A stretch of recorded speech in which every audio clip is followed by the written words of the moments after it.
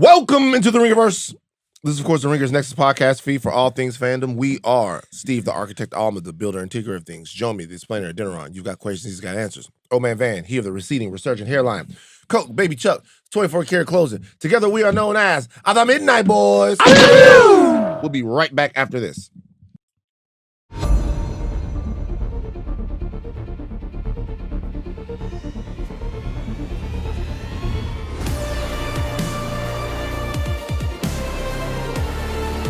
Follow us on socials. Insta, Twitter, Facebook, TikTok. Jomi. Shout out everybody that was locked in during a Night of the Seven Kingdoms. The socials went crazy during that time. So if you were liking, following, commenting, the whole thing. And I want to say two specific shout outs. Oh, wow. Shout out Cisco. He loved the video we did on the Cisco Targaryen debate. Cisco. Hey, can we get Cisco on the show? We can get Cisco. Cisco, come on the Let's show. get Cisco the Dragon on the show to do a special interview on House of the Dragon. This is what we do. What we do is we get Cisco on the show. Right. Dragon draft. And then The one Dragon. The Dragon Draft? Write that down. Write that down. Dragon draft. Write that down. Write that down. We're gonna do a Dragon draft Cisco. to celebrate House of the Dragon, and we are hoping to get Cisco the Dragon, Wait, what are the who categories? is eligible to be drafted. Oh, man. Okay, are we Anime- doing like Eastern wyverns versus dragon, dragons? Medieval dragons? Medieval Yeah. dragon, TV dragon movie from, dragons. dragon from House Game of Thrones, Game right. of Thrones dragon, Shrek dragon. Shrek dragon. He would be medieval, right? Yeah, it's a Who would be medieval medieval? dragon. That's a medieval dragon? That's a medieval the dragon dragon. from Shrek that married Donkey. That would be medieval. Toothless. That's medieval. Right. Smog is up in there. Smog is Yeah. up to, what's it called? Is Pete in the dragon? Is Pete that and the dragon from Yeah, dragon. Aragon. Puff the Magic Dragon. Dragon Tails? Y'all not like that. Right. Y'all know my Dragon bag deep. Tails, Dragon. yeah. Is Come on Dragon now. one? Dragon could be on there. Dragon. Dragon. Swiss beats. Me and my nigga. Shout out to Dragon. You know what I mean? you know what's funny? What's funny? Shout out to Dragon for real. He was cool. Dragon is a fantastic rapper. I love Dragon, right? I just shout out to niggas who can really rap. Name 3 Dragon songs. Don't matter. Okay, but I can though. What was that? Okay, so gonna ride with me. That joint he came out with, and then he had I don't know. Dragon, Down Bottom, Dragon Juvenile, and then he was featured on several other records. Okay, Yeah. Dragon. So was he Swiss Beats Magoo? No, because I would say. Wait, first, I don't want to diss niggas. Wait, I'm not That's dissing a Magoo. diss. It is a Magoo- diss. No, it's not. And Magoo passed away. First of all, you always know Magoo- that there is a rapper that a producer has be like, hey, yo, as long as I'm alive, you a millionaire. Like, let's get you on some tracks. But I don't no think that's disrespect. Dragon though, because I think that Dragon had, and this not that Magoo didn't have. Dragon has a real record. Dragon is a real record. Magoo has records. Magoo has records too. Why? But I'm saying, I don't feel like we should do that. I feel like this is disrespectful. Can't quite name them all, but you know. Hey, real quick. You know who was locked in the whole time, liking, commenting, sharing the whole thing? Who? Laz Alonso. Laz, Shout out Laz. Laz. Laz is Wait, in there. Laz was fucking with Laz was in the United comments. Dog, in the comments, in the stories, on all of the stuff. He was locked in from the jump. Shout out Laz, you the man. Shout out Dragon, bro. Shout out all the rappers that was rapping their asses off back in the day. These niggas don't be rapping no more. And All right. Come on, man. We got It's fine. You know, it's we fine. got a J. Cole record. It's fine. Hey, J. Cole be rapping. No, he don't. Yes, he do. Hey, well, you know what? That nigga said he's the hardest with a white mother. Nah. Nah, that's light reflects when the half black Messiah raps. He got the logic bars? Yeah, wait, real quick, and then we'll move on. But I'll say this: we have to move on. But J. Cole would be rapping his ass off though. No, you don't like it. My question is, and be honest, this is for the Charles is table. something else. Would bro. you be like Charles? Like Because Charles. here's the thing, he's I can come up and be like, Jesus Christ, fantastic guy, die for the sins. He's like, yeah, what's he done for me lately? Did he though? Because people still sin, right? That was 2,000 years ago. 2,000 years Yeah. ago. What has Jesus done? Washed. Name me a Jesus classic J. Cole washed. record. Huh? Name me a classic J. Cole record besides Come 2014. on, can we not? He got one. Like, can we not? Every Jesus rapper needs a Christ. friend in the studio who's just like, we just gonna delete this Pro Tools real quick. Rage bait. We just gonna delete this real quick. Come on, man. You need somebody to say no. This is This guy's my Come on, favorite man. guy. I know, he's great. This is my favorite guy. I don't care what y'all say. This is my favorite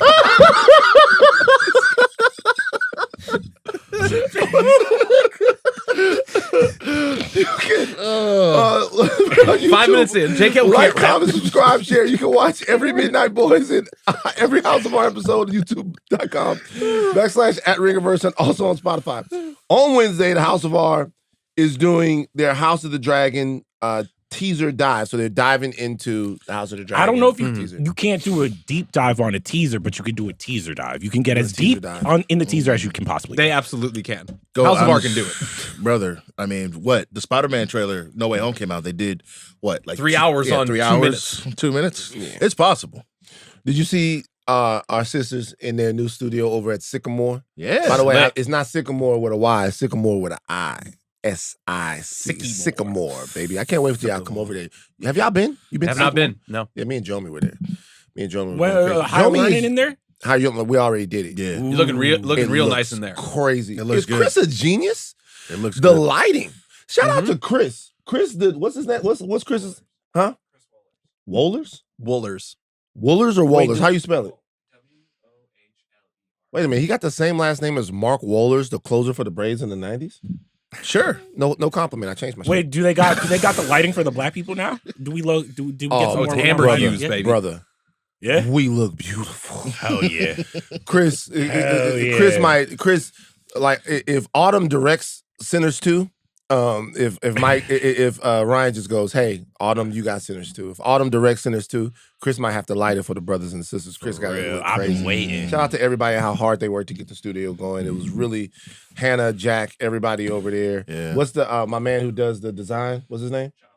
Jonathan Jonathan Ratliff, yeah. Jonathan Ratliff. Shout out to everybody that worked really, really hard to make the studios happen. Yes. The studios are beautiful. And- And they worked their asses It looks off great. for Looks so great. long. And Can't all wait. I'm gonna say Am I forgetting is, anyone?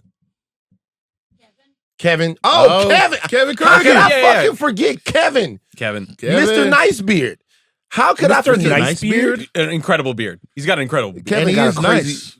Kevin got a crazy beard. Kevin got Yeah. a dark beard. At one time I thought maybe Kevin was hitting the Beijing with the beard. Kevin beard is no, nice. yeah, it's Kevin angular. beard is- I just yeah. need all the fans when the Midnight Boys are in Sycamore to be just as loud in the comments as you was all year about this fucking concert. Be just as fucking loud. I need the apology I to need be as no loud as the apology, just disrespect. support. Just comment, like, subscribe. Yeah. Yeah. Keep the same energy. Don't lose the intensity. Well, when you see us when we look like lovely and like don't lose the intensity. like fucking Issa Rae shot us on Insecurity. Keep the same fucking energy. Punk-ass Shit. niggas. All right. On Friday, Buttmash returns with a Resident Evil Requiem reactions. Yeah. They're reacting New to Resident Evil. Resident Evil. But it's Requiem, so it's like a why is it that? It's just the name of the game. It's the 9th one. Whenever Yeah. they put Requiem on a title, Yeah. it's like super serious. You like, is Yeah, this the end of the That's shit? what I'm saying. what, Why is it Requiem though? I don't know. It's like it's I wasn't there when the game originally came out. Ooh, I the don't Matrix know. Requiem. That's gonna be my Matrix. Requiem. Did you guys read my my Eric Killmonger piece? not yet. No. Fuck you guys. You know, The- like, the- you hey, know, the Substack's great. I'm writing up I- a storm on the Substack.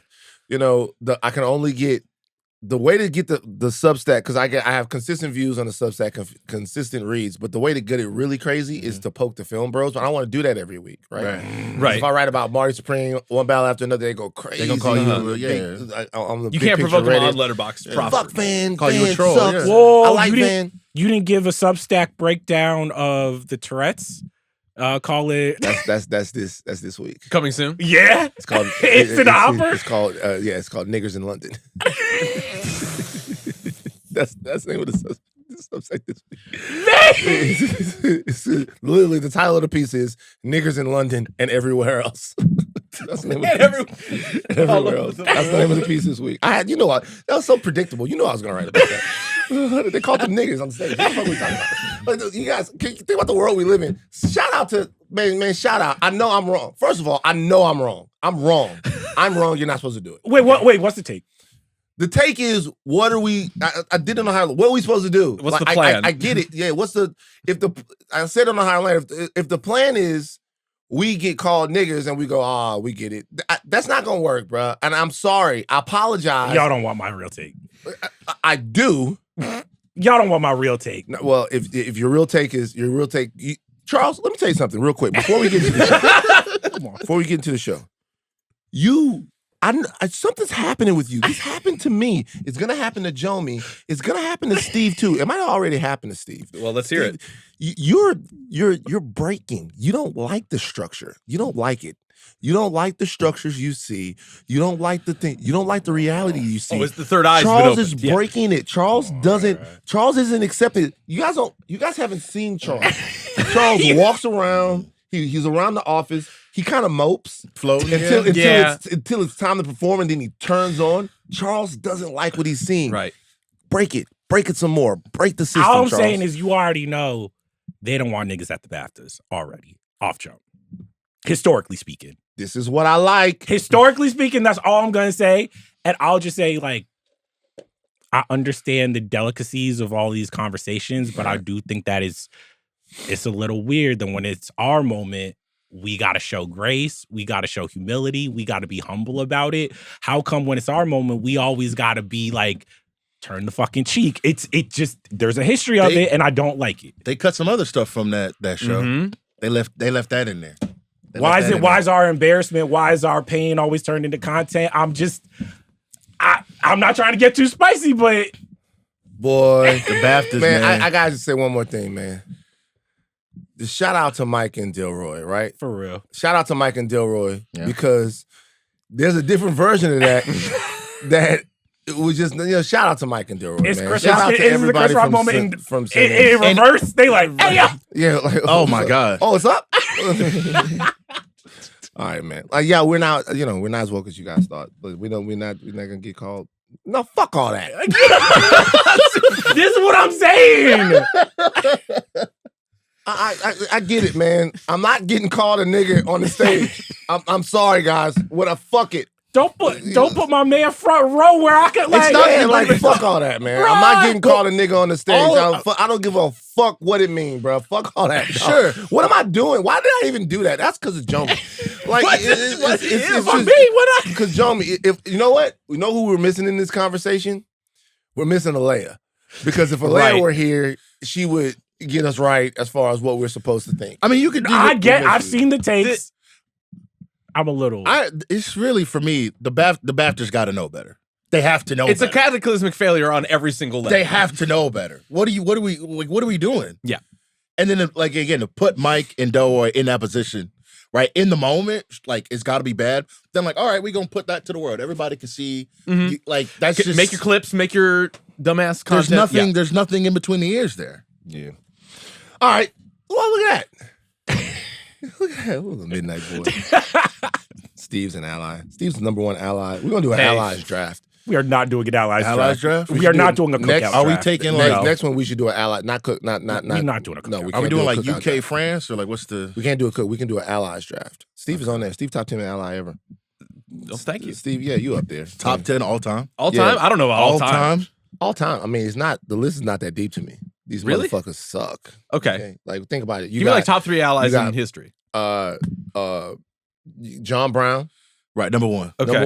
Number one, undisputed. Yeah, John Brown. Was it Jane Campion? You know the lady? Tim Wise. Right. Then after that, Tim Wise is cool. Then after that, it starts to not Jane Campion. What's the lady's name? They just did a documentary. Tim Wise, I know. Jane, I don't. The lady, the anti-racist. Jane Campion is like a director. The anti-racist white lady. I haven't read any of her work. She up there too. Come on, she's not better than Steve. Come on, man. Come on. She's a filmmaker. There's another lady. Her and Killer Mike just did. She's a prominent white anti-racist. I don't get into that type of shit, so I don't pay attention to him that much.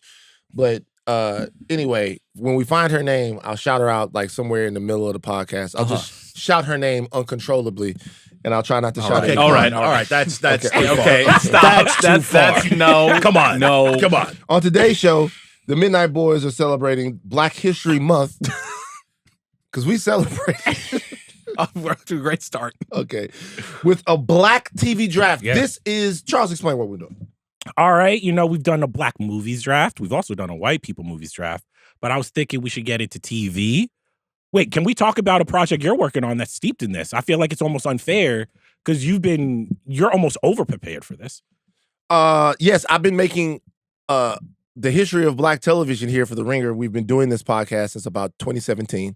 And It's our Chinese democracy. It is. We are in the home stretches of it, but the first season that we're talking about is The Dads of Television. Okay. But it's a look back. It's a narrative podcast hosted by me. It's a look back at Black television and the history of Black TV. Really, really quick before we get into the categories in all of this, what would you say the eras of Black TV are? That's a very interesting question.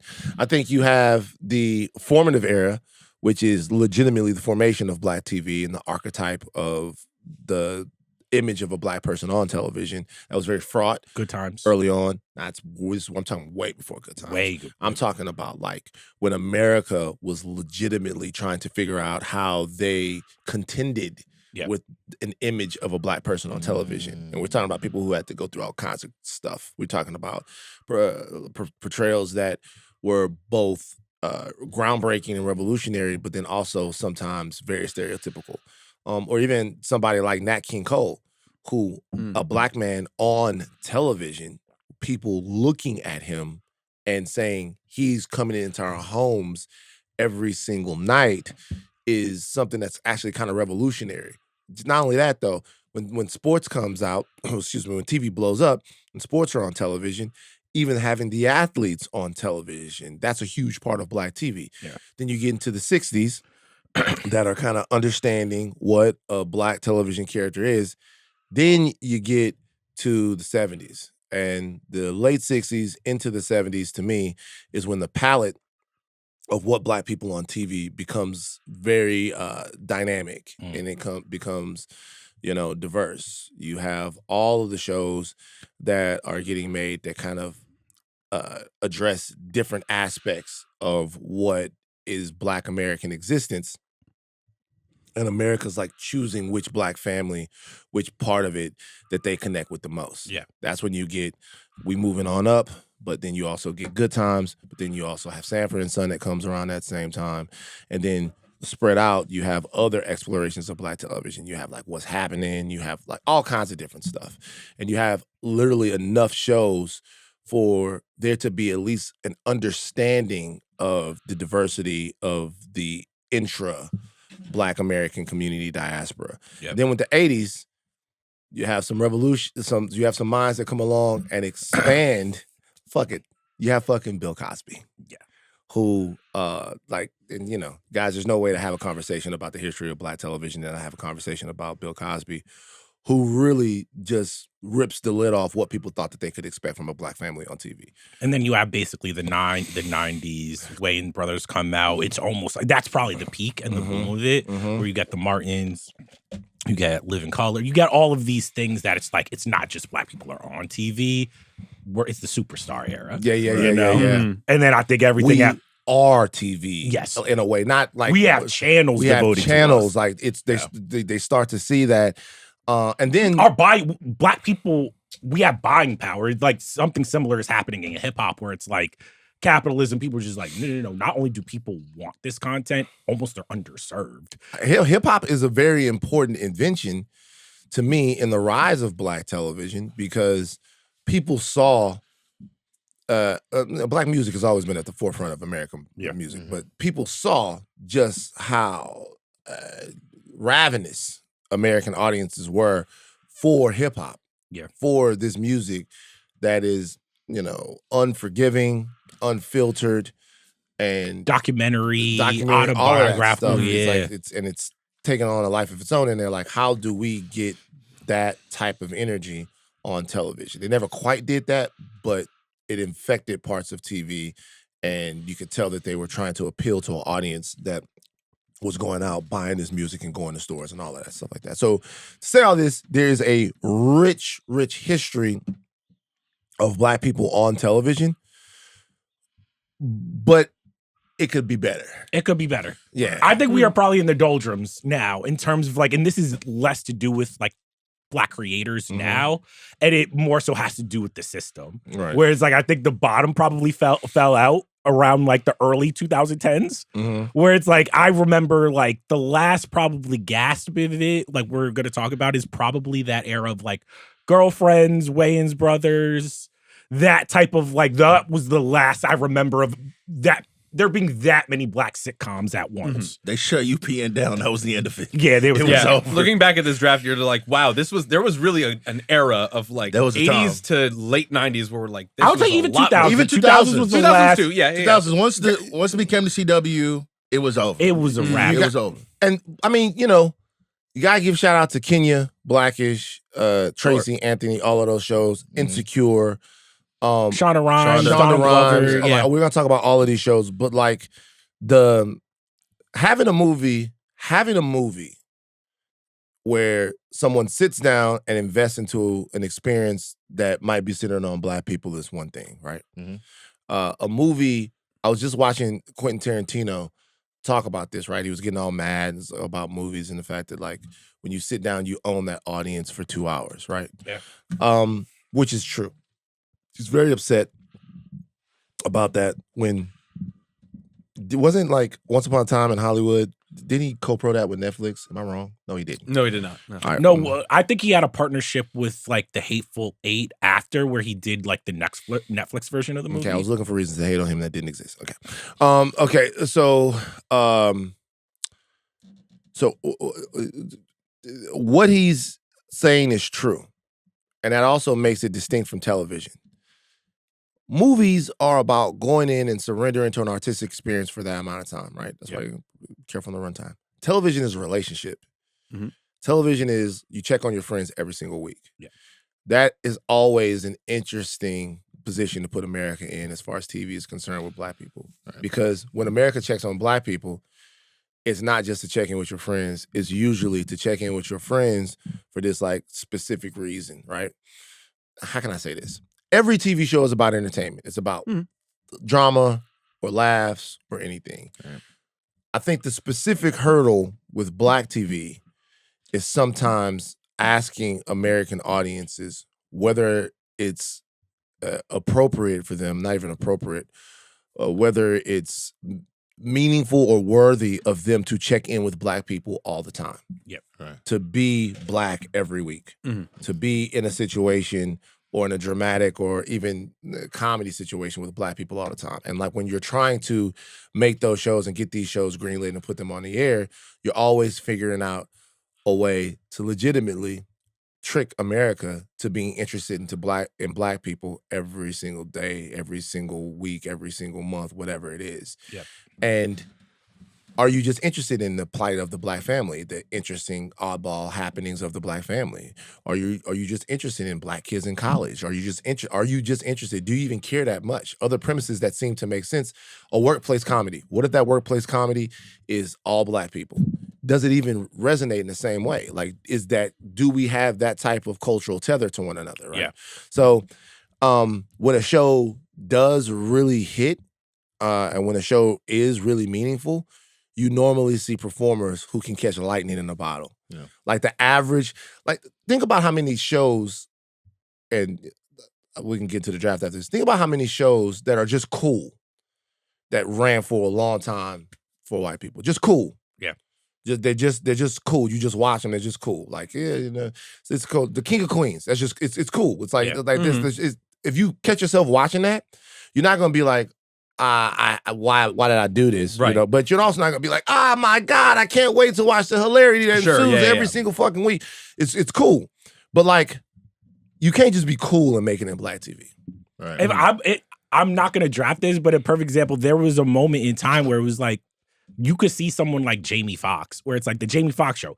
He's the actor on that. He was playing piano, fucking singing in the fucking lobby. He's doing characters. There was a level of like, when you were a black entertainer in that role, you are overperforming. And it was hysterical. No, I love the Jamie Foxx show, but it's like, I think there was an era of black TV, probably the era that I love the most, where it was like the Wayans brothers. You're just like, you were seeing two like brothers that are doing everything. Yeah. And you know what I liked about those shows? And we talk about UPN on the podcast as well, and UPN hit or miss for people.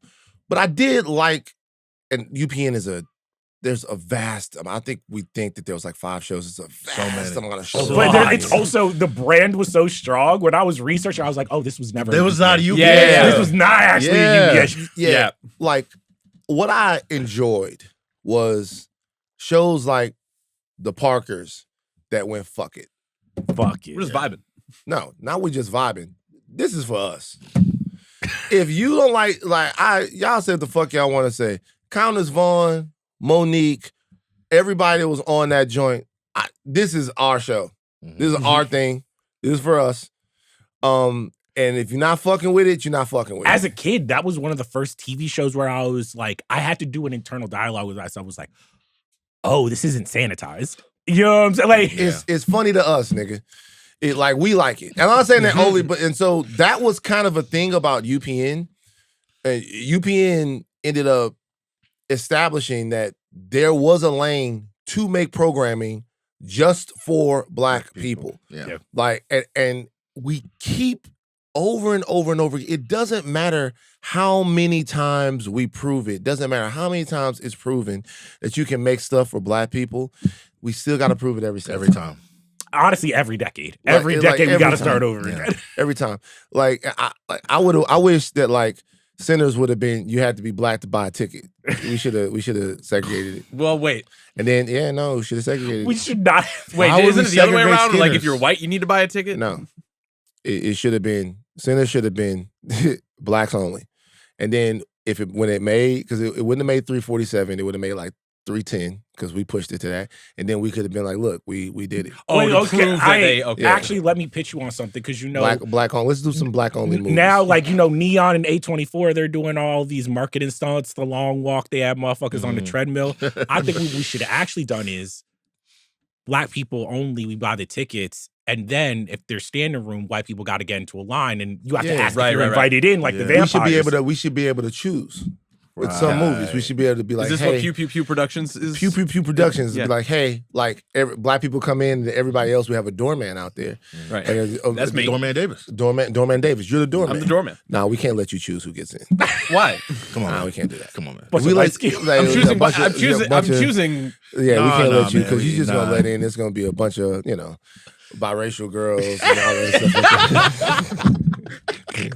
Put it on the Jason list, Bateman man. all up in that.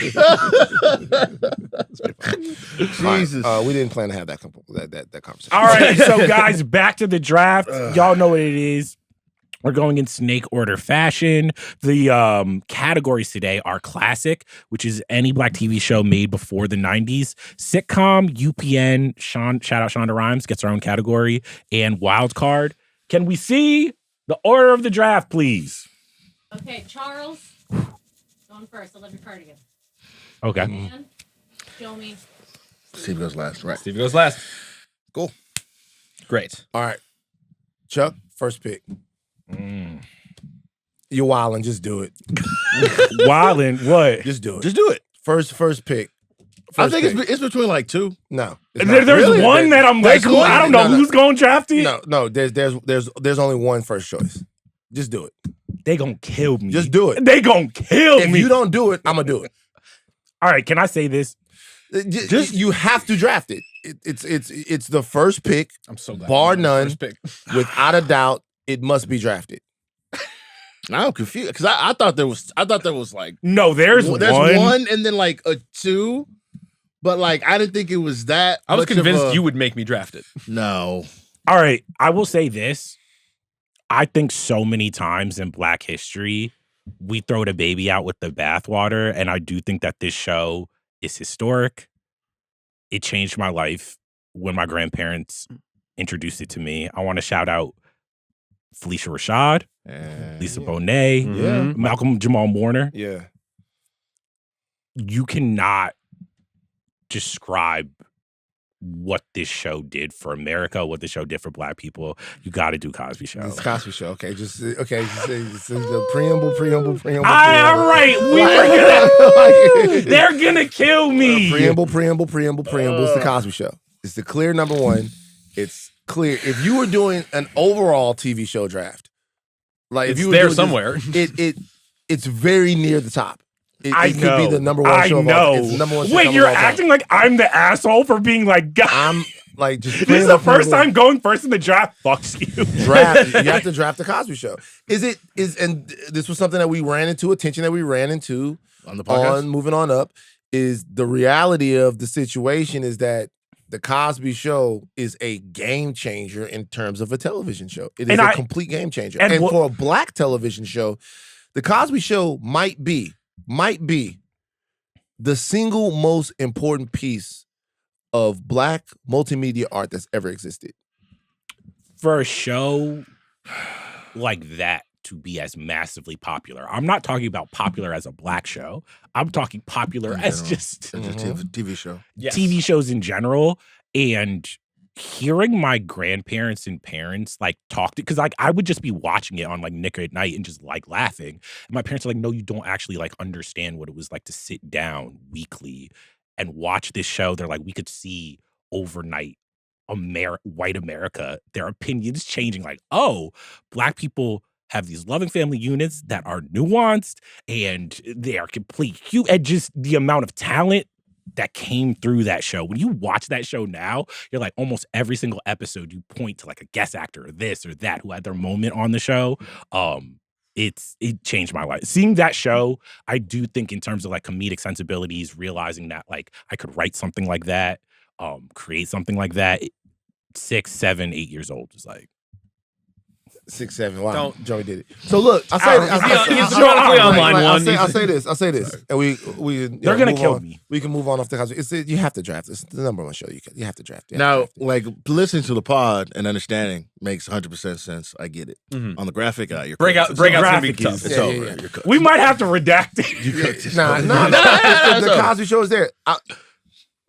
Last thing I'll say about the Cosby Show is, the Cosby Show is oriented around this once in a generation American icon, which was Bill Cosby, who just was able to captivate American audiences for decades before the Cosby Show.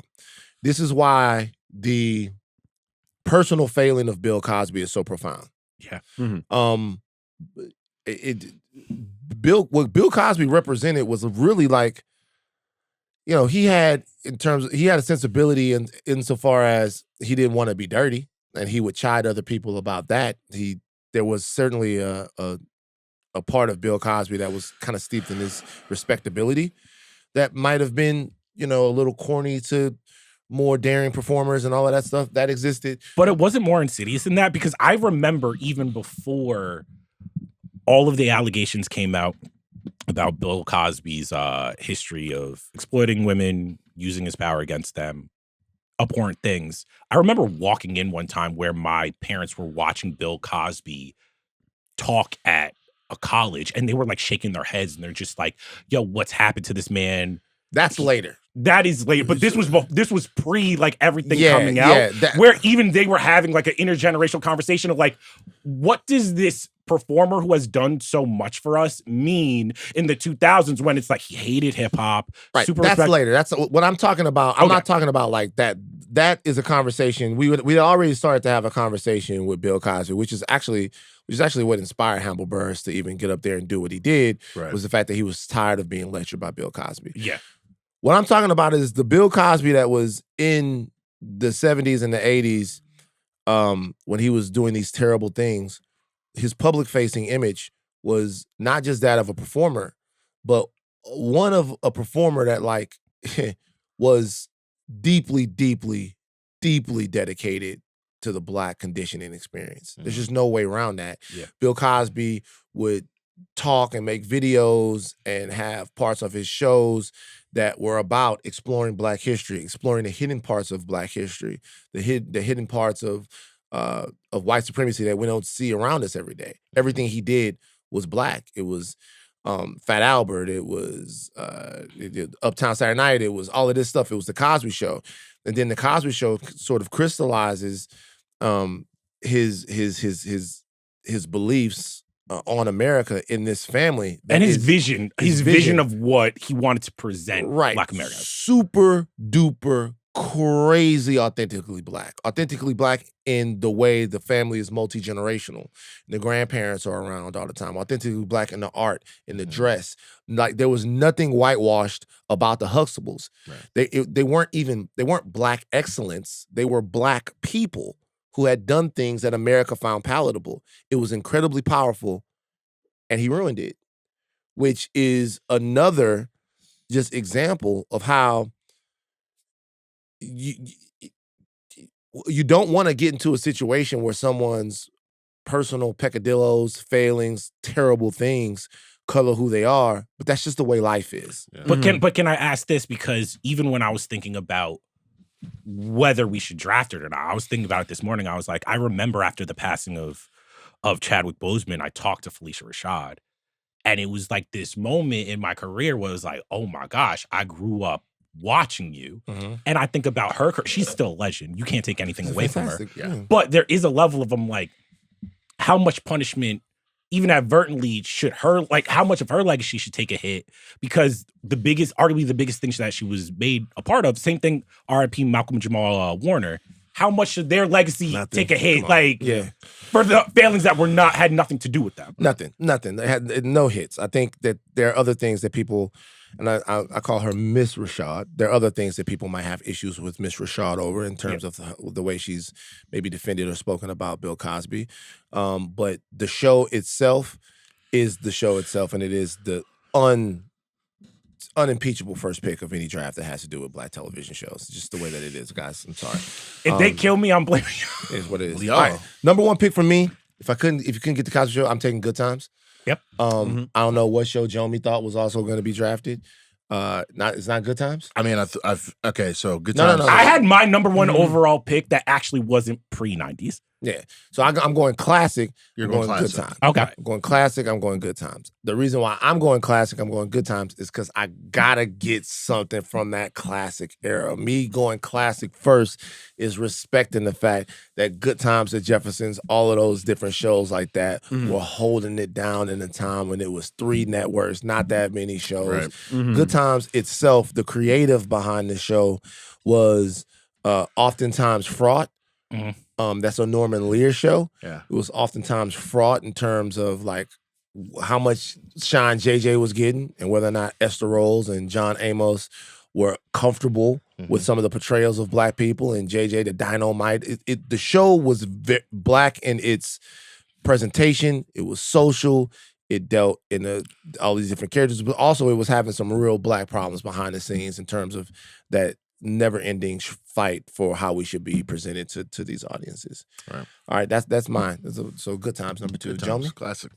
I'm in a pickle now. I thought that you guys would solve this problem for me, but you didn't. So now I gotta really, my head or my heart. You know what? I'm gonna go with my head. I'm gonna take Martin third. I thought Martin was gonna be my actual number overall Martin. pick. If I'm just talking about just level of comedic excellence achievement, I think it's probably the greatest. I think Martin's amazing. Martin's so. If it's funny, not the dog. Cosby Show in terms of sitcoms, I think Martin might. Really? Yeah.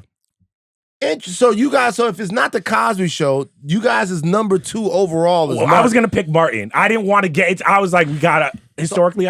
Okay, I don't want to name other shows because I don't want to fuck the draft. Yeah, up. please, We'll please, come please. back to What this. do you got against Martin? Martin? There's nothing I have against Martin. Martin is fucking hysterical. I think the character of Martin is the single funniest character in television history. Yeah. Martin and Martin Lawrence at his peak. Martin Lawrence. I mean- Pete Martin Lawrence is like insane. Like Martin Lawrence at his peak is it's nuts how funny he was on that show. So, wait, do you think it's a top 5 black sitcom or no? Yeah. If it didn't go in the first, if it didn't go in the first round, we'd be looked at crazy. you Come guys, on. Yeah, but I'm also might be because Different we've been doing generation, this yeah. show. Yeah. Like there are a lot of shows out there, so let's just Yeah. keep going with the draft. All right. Yeah. Right. I watched Bad Boys. Bad Boys used to come on. I didn't have cable growing up. It would come on like one of them channels, whatever. I watched it. I already seen like Fresh Prince at other people's houses. I was like, nah, this is fun. Like Martin Lawrence, but I didn't like outside of like what Big Mama's House. Right. I wasn't watching Real Lords. It wasn't until Nick at Night we got cable when I was 12, Right. and Martin came on Nick at Night, and I was like, "Oh, Martin Lawrence from Bad Boys. I like Bad Boys. I watch it." I was like, "Oh man," I always like loved Will Smith. He was funny, great, the whole thing. I'm like, "Oh, Martin just as funny." Yeah. It's like, you know what I'm saying? Like, That was my college man. show. I would go get home from class, and Martin it would always be a marathon. I just watch it. Sorry, I lied to you, Martin. Let's Sorry, go to I lied to you, Arizona. Steve, you're up. All right. Well, this was frankly a very easy pick now after that Martin went away. I'm going to go with The Fresh Prince of Bel-Air. Yeah. Yeah. Iconic sitcom. Yeah. I watched this as a kid all the time. Loved every second of it. I think this was probably, I want to say I was like 10 years old when I first got introduced to Will Smith, and it was part of when somebody said like, "Oh, you know he's a rapper," and then I had to like go back and like watch like my other friends' like cable channels to be like, "Yo, MTV Raps," get introduced to Digital Underground and everything that him and DJ Jazzy Jeff were doing. This was like an iconic show, just part of my childhood, bar none. It's an amazing What show. does Digital Underground have to do with it?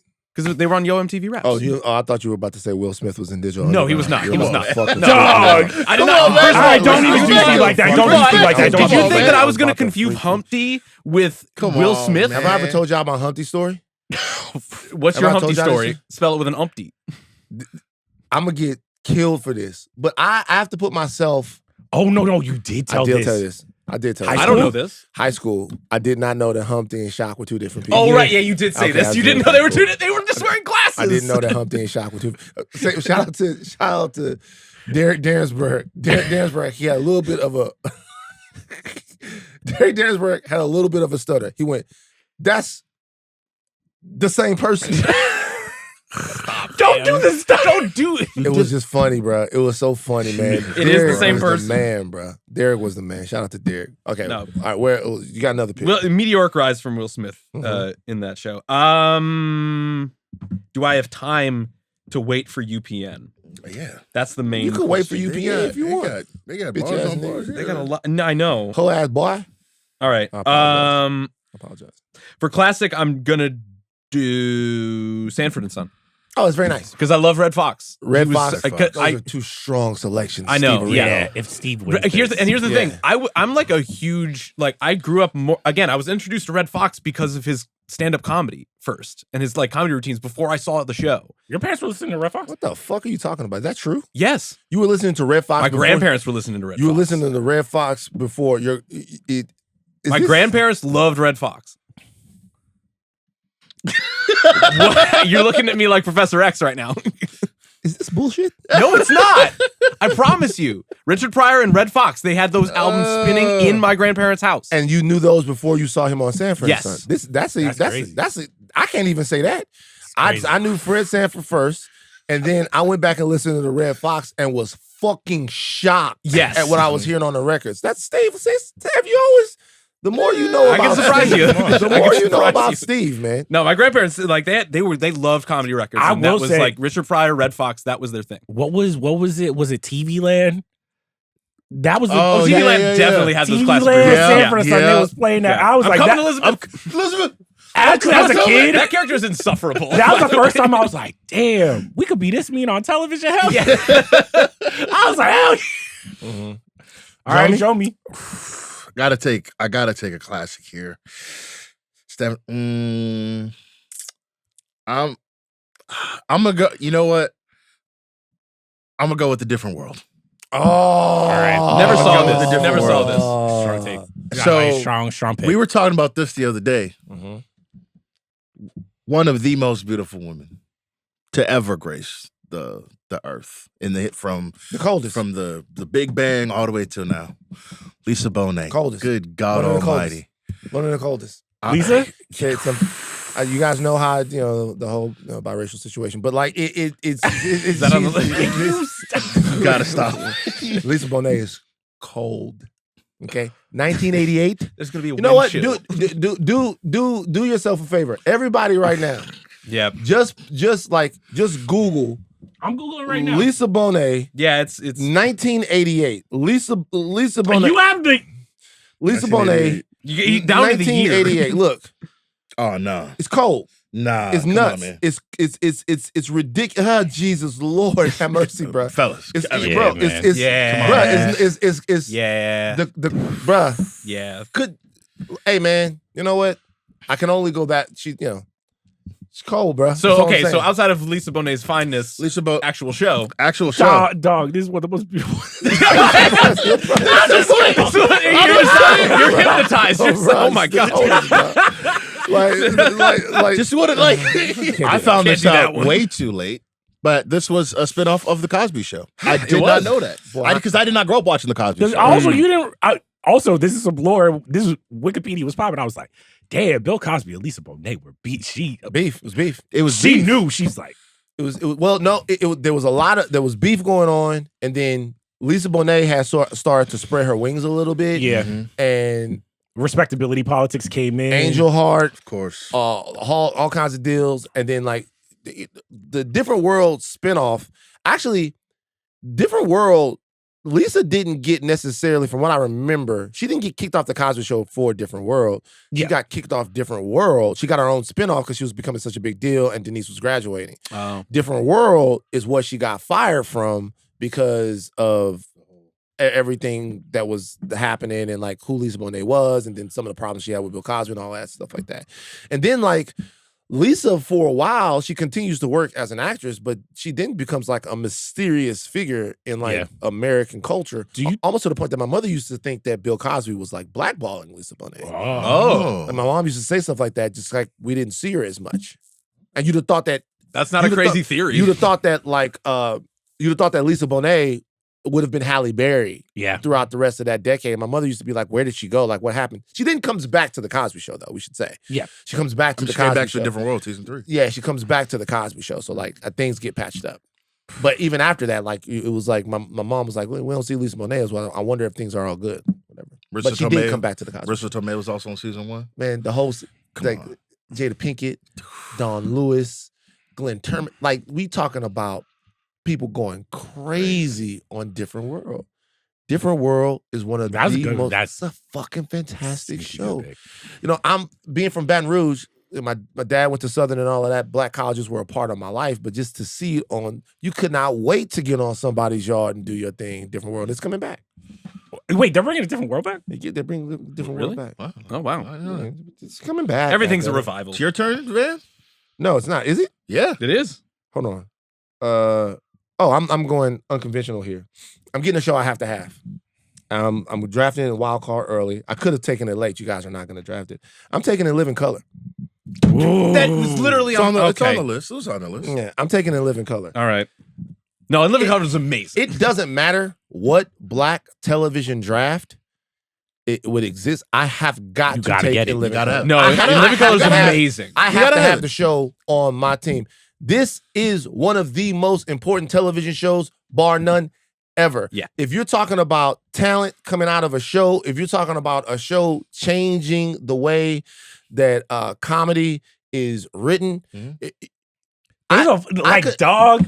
I could make an argument that in Living Color is the reason why we have such big Super Bowl halftime shows right now. Right. Understandable. know. Because Yeah. they did the competing. They Yeah, did the yeah. competing halftime show. Mhm. We watched it. Then the NFL was like, fuck it, we got to go get Michael Jackson to come Yeah. out and do It's this not bitch. making an argument. That's literally what happened. Wait, Yeah, can I that's what ask you that happened. if we did a top 5, like if we did TV shows, talent coming out of it, like most influential, Oh my SNL God. would be like SNL would probably be There's number so one. many. Yeah. It's been But so also, long. But Yeah. in Living Color, you can make the You you, have to can make get me top 5. It could Early be Jim Carrey? Are you kidding me? especially Like, for a show that J-Lo, like, especially for a show that didn't. J-Lo is. She was. J-Lo, Yes. Hey, That's fucking facts. Yeah. though. Wayne They got Allen, a all great the Wayans, all the family. Wayans, All the yeah. Wayans, And then yeah. you got to look. Shout out to FD Signifier in his video, his amazing, brilliant Tyler Perry video.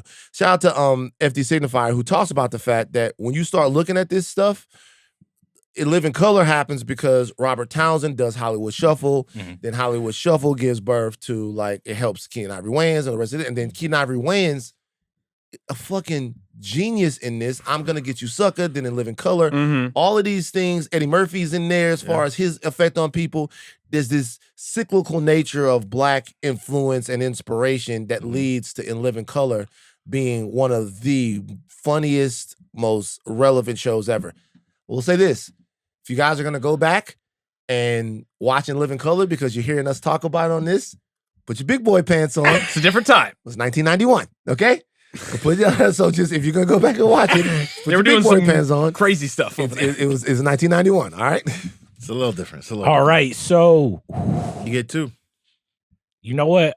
I'm gonna get, because people are gonna be mad with the first pick, but it had to be done. So in sitcom, I'm getting a little wily. I'm taking Atlanta. Oh! Okay. I think A very new. Yeah.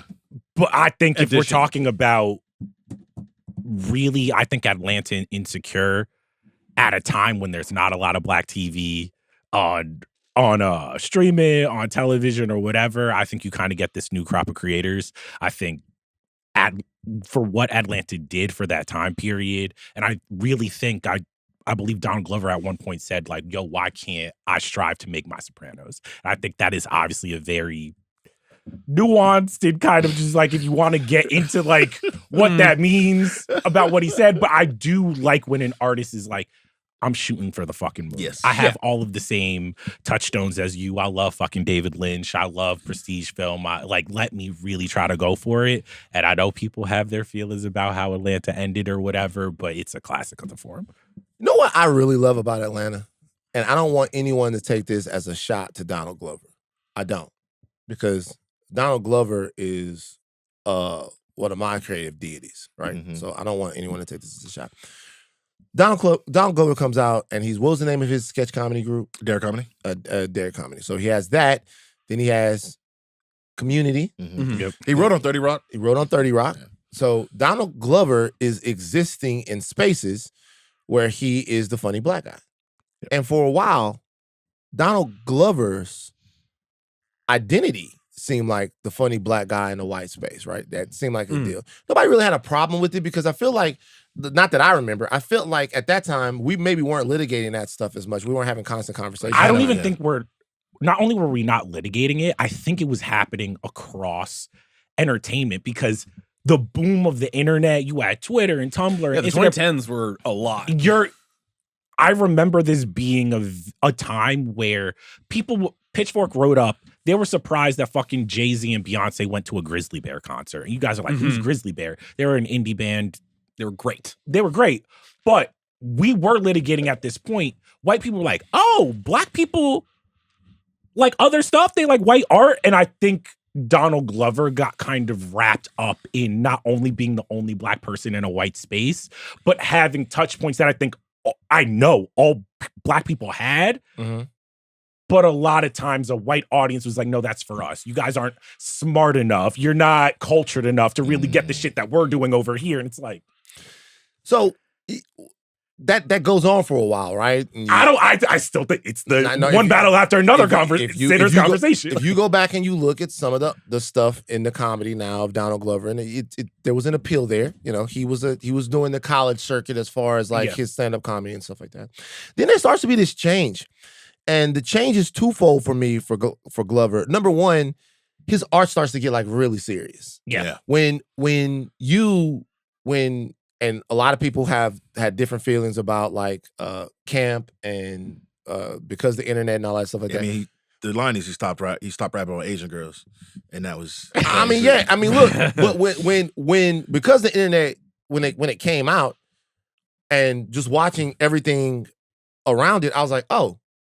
Like he has something to say, and maybe he doesn't even know what it is, right? Yeah. Like maybe he doesn't even know like how to say it. He doesn't know but he has something to say. Like the depth of what he was trying to approach and talk about, like on the album, was like he's destabilized in some way. There's something that's happening to him that he can't put his finger on, and he's trying to figure out what it is and how he's trying to say it. Sonically, it made sense, but he's talking about like nihilism and identity and all of that stuff. He has a song called World Star. I feel like we forget, like, I remember the destabilizing thing of having a website where you are going to watch like fights, abhorrent shit. Like just like I still fuck with it. No, World Star. I get it. But you get what I mean? Yeah, where it's yeah, like before this, you could not just like log on, Right. and just type in and Internet just be was like, nuts.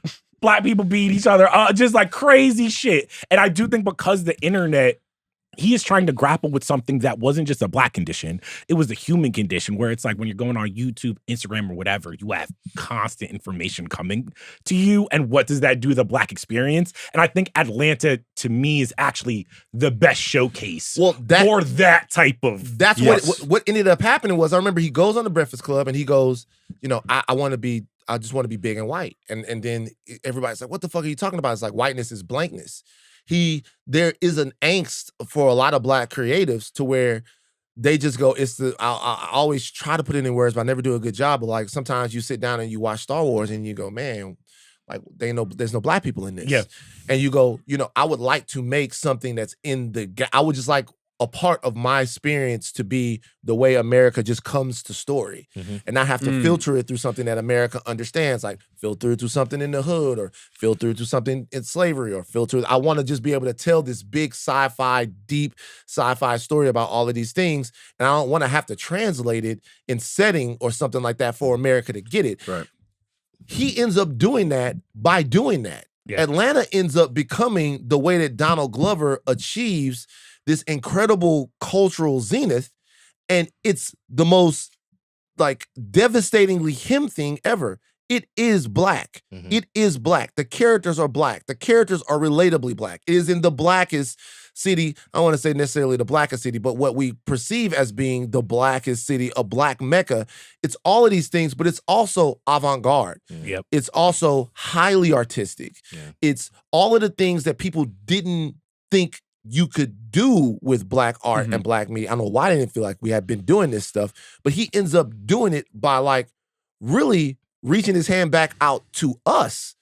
It wasn't the fact that we didn't receive Donald Glover. He wasn't it didn't seem like he was trying to talk to us. And he talked to us in the nerdy, weird, off-color way. And we was like, nah, we get it. Yeah, we know niggas like and one of the first we know niggas that went to Princeton, and then had to come back. Yeah. Like you think we don't know you, but brother, I'm telling you, we know you. We in the hair with the nigga that come in and he got all of that guy. You think we don't know that guy and we don't care about that guy? We do know him. We do. But do you think that it ends up becoming a self-fulfilling prophecy because it's like he achieves the thing that he finally wants? I think he gets a level of acceptance and he gets his vision out in the world. And then I do think Atlanta gets pushed into because it's the show, it's the black show. Right. Now, with every episode, we having conversations of like, is Donald Glover really a coon? Does he really stand for this? And I'm just like, hey, sometimes it could be a TV show and sometimes like they can whiff on the politics and you just kind of have to be like, all right. Is there a constant, is Atlanta kind of the show where you kind of find yourself being like, is it that deep or is it not that deep every single time? I mean, Atlanta did stuff. Them niggas was some niggas that was in that writer's room. And like, I know, but it was the third, fourth season. That's when it got I loved it. I enjoyed it. No, I'm not talking about the TV show. I'm talking about the discourse about the TV show was almost hampering my enjoyment of the TV show. The show did start. So Atlanta did stuff like, the Invisible Car. Atlanta did stuff like, and one of the first couple episodes, they opened the waiting box, and it's like Pulp Fiction. Yeah, right. Like they continually did stuff like that. Like they did the thing with the club promoter and all of that stuff. Even they were doing the trans joke in the fucking second episode. I was like, what the fuck are y'all doing? Right, but all of that stuff though was it was so relatable, so understandable, so digestible. I think what ended up happening is like Atlanta then does the Mr. Chocolate episode, the Tyler Perry deal. Atlanta started to Teddy Perkins. They started to, from a standpoint, they started to litigate some things that might have been considered holy and untouchable in the black community. And that is the way that certain parts of the community go, you're not with us. But isn't that baked into the history of black television where it's like you have the like, oh, this is the episode where we're going to talk about race. This is the episode we're going to talk about like a very special episode. A very special episode. And I think in those latter seasons, the conversations they were having were very much like, no, black people have these conversations internally. You making these jokes that's going to air on Netflix. Atlanta had a very, very sizable white audience, I think people started getting a little bit like, hey, I understand. And like hey. just knowing that many people, because when you make the show in the way that they made it, right? Yeah. Knowing that many people who are not black love the show, people just start to go, well, if you know that's the case, you can't make fun of Tyler Perry on the show. Yeah. If you know that's the case, you can't do the weird Michael Jackson character on the show because it's almost like giving white people permission to laugh at things, to have conversations that we might have, but we might not be comfortable with them. Can you Kevin Samuels. Can you bring Liam Neeson in to Liam, apologize to everybody? Right. Like You know? that type That was Can you crazy. do that? We That talk was about such it an now, I'm insane like, thing to think about. that's incredible. We talking about Yeah. shit. We're like, yo, remember? I forgot they had Liam Neeson. The Liam on Neeson this shit. apology episode like stays in my brain forever. But- for Paper that. boy, they just at the bar. the reason why we can move off Atlanta after this, but the reason why I give them such credit for that is that is the type of thing to where we would all be sitting around and because we know we have these conversations and we'd be like, yo, man, that would be fucking hysterical if we could do that. Nah, we can't do that. And they then did it. They did it. They did that. All right, so my next pick, you know what? I'm going to go with another number one overall pick just in the category because this did damage in college. I got to go Shonda Rhimes Scandal. Yeah, if you didn't get it, I was going to take No, it. yeah. Scandal hit the hood. Scandal's crazy. so crazy. Scandal was because this was a word of mouth show for me where I was watching like Breaking Bad or whatever. And shout out my cousin Quasi, who's a professor now at Tuskegee. He's like, nah, but are you on that Scandal? I'm like, Scandal? What? He's like, nah, you gotta watch Scandal. You gotta watch Scandal. Olivia And Pope I, lock it. bro, from the first episode, I'm like, what type of interracial mess is going on here? Scandal is the number one interracial show ever. Gotta be. Ever. Huh. No, y'all, dude. Ever. The thing of another show, I think Scandal might be the number one. I think that's the number one. Well, it has interracial love one story of other our that time. someone else can draft, but it has Okay. one other. Hey, man, Interracial. Interracial. shout out Namdi Awesome. Whoa, man. Power ain't up there.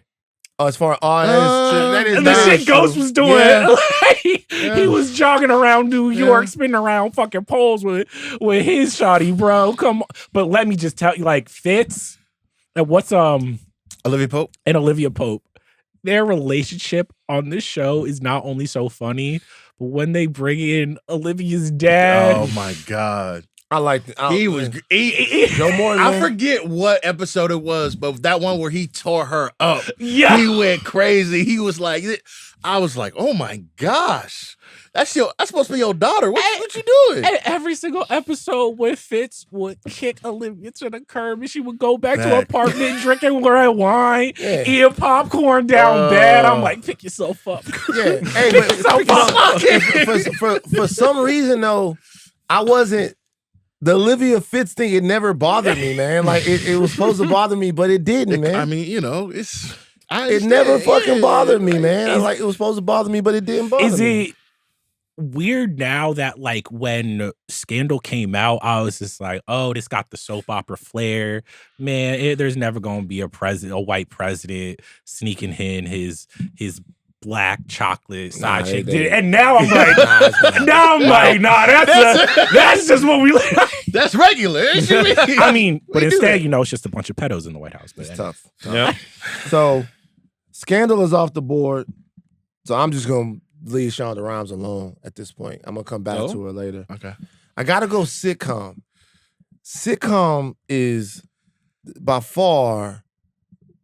You know what? I'm not gonna go sitcom Oh. because it's too many. It's like that's the most loaded category. that's the most loaded category. Yeah, I'm you not got- gonna you go got it. sitcom. Well, I actually amazing think we picks fucked here. up. I think we should have done a whole 90s category, actually. I think we should have probably done a whole '90s category anyway. But I can't go sitcom because sitcom got too many in Too many in it. hits. So I'm gonna go UPN. Where you going? I'm gonna take the number one UPN show. I'm gonna take Moesha. Yeah. Yeah. So I gotta get a number one. I gotta get an unimpeachable number one. On the board. So I gotta get Moesha. Right. Shout out Moesha. Shout out the legend Ray J. Shout out the legend Ray J. Shout out Brandy. Shout out Brandon. Shout out Cheryl Lee Ralph. I tell you Yeah. what though, fuck Frank. Yeah. Fuck the dad. The worst. Frank. Terrible. You have the floor. Come Yeah, on. talk about it. Frank, you are the worst father in the history of not just black TV. Frank might be the worst father in television history. Of all Frank, time.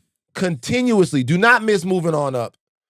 A History of Black Television, we talk about this. Yeah. Frank continuously gets taught lessons by Moesha. Yep. Moesha parents Frank.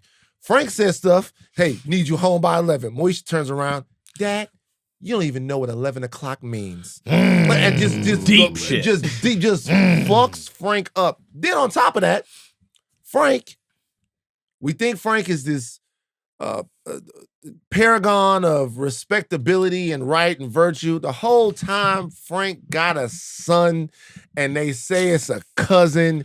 They ain't told the kids. Frank been doing the whole nine. Frank ain't shit. It's so funny. Frank told Ray J's character that Ray J couldn't play the booty song when he was DJing at the fucking thing. Nigga, you don't tell me nothing. You don't tell me nothing, fake dad. Fake dad. Fake daddy, you don't say shit to me. You have meant nothing to us, okay? Go sell some fucking cars and keep the lights on. You can't do anything. Moesha stayed overnight with her friends. Frank called her a whore. With her guys at the party. Moesha looks at Frank and goes, what, you think I'm over there fucking? No, you don't trust me, Dad. Go to your room. Frank's like, my bad, Moesha. Shut the fuck up. Frank makes me sick. And I also think that Frank was a commentary on maybe how some people were feeling about Black fatherhood in the mid-90s. I think when you saw the way a lot of the dads were portrayed on these UPN shows, I'm giving away stuff that's in the pod now. I think there was a lot of angst. Right. It's the anti-Uncle Phil. There was a lot of angst. It was coming out of Bill Cosby, Uncle Phil Gossip. Yeah. There was a lot of angst. That's what I was going to ask. Yeah. When do you feel like Bill Cosby and Cliff Huxtable, just the shadow that he had on Black sitcoms after that, where it's almost like every single day you had to be a judge, you had to have a respectable fucking job, you were either a doctor, you were a lawyer, you were you were the moral and ethical line for all of Blackness. And do you feel like with Moesha, they're just like, we are not centering the Black dad like that anymore? Well, I think particularly on UPN, there were Black fathers that were good, but I think that there was some interest in kind of talking about what it meant if Cliff Huxtable wasn't around. Right. And that kind of was explored in The Fresh Prince of Bel-Air a little bit, but then you have somebody that essentially stands in for Cliff Huxtable. Then there was a little bit of that on television, and then Black people we popped up and we remember something. We have great families with great fathers. And we didn't need a mainstream American narrative about Black men as fathers. We didn't need that to govern the way we portrayed them on television. So what you started to see was shows like The Hughleys, shows like My Wife and Kids. Bernie Mac. Like Bernie Mac. You start to see shows with maybe fathers who are unconventional. The Bernie Mac show is a great show. Yeah. Start to see shows like that, but when we're writing ourselves, we write good dads because we have good dads. Exactly. And I also think it's the thing where it's like, and it's so funny when you take the history of the white sitcom, how many family sitcoms with a white father, the white father gets to be bumbling. He gets to have an attitude. Yeah. He gets to almost be like the dumbest character, Homer Simpson, where it's like the Black, to your point, where because Jim, we want to shape because Married with Children? Yeah. Married with Children, yeah. But I do think it's very funny that in the white sitcom, we're used to like the bumbling drunkard white father, and then in the Black sitcom, it's like, dog. It's kind of damaging. Yeah. Gotta be Yeah, it's true. All right, where we at now? It's my turn. Going wild card here because I feel like it might still be there, but I'm gonna just take it right now. I'm taking The Wire. Oh, I don't think The Wire counts. I don't either. I don't Wire's think The Wire not counts. Black TV. The Wire doesn't count. Okay, The Wire's not Black. How is The Wire not Black TV? Hi, my name is Van Lathan. This is a clip. The Wire's not Black television? No. For the purposes of the Black TV draft, all right, man, you're not being serious. You can't draft The Wire. You can't draft The Wire. It is ostensibly rooted in Black. It is rooted in Blackness, but it's created by a white man. A lot of these shows weren't created by white people? Yes, but the protagonist is a white cop.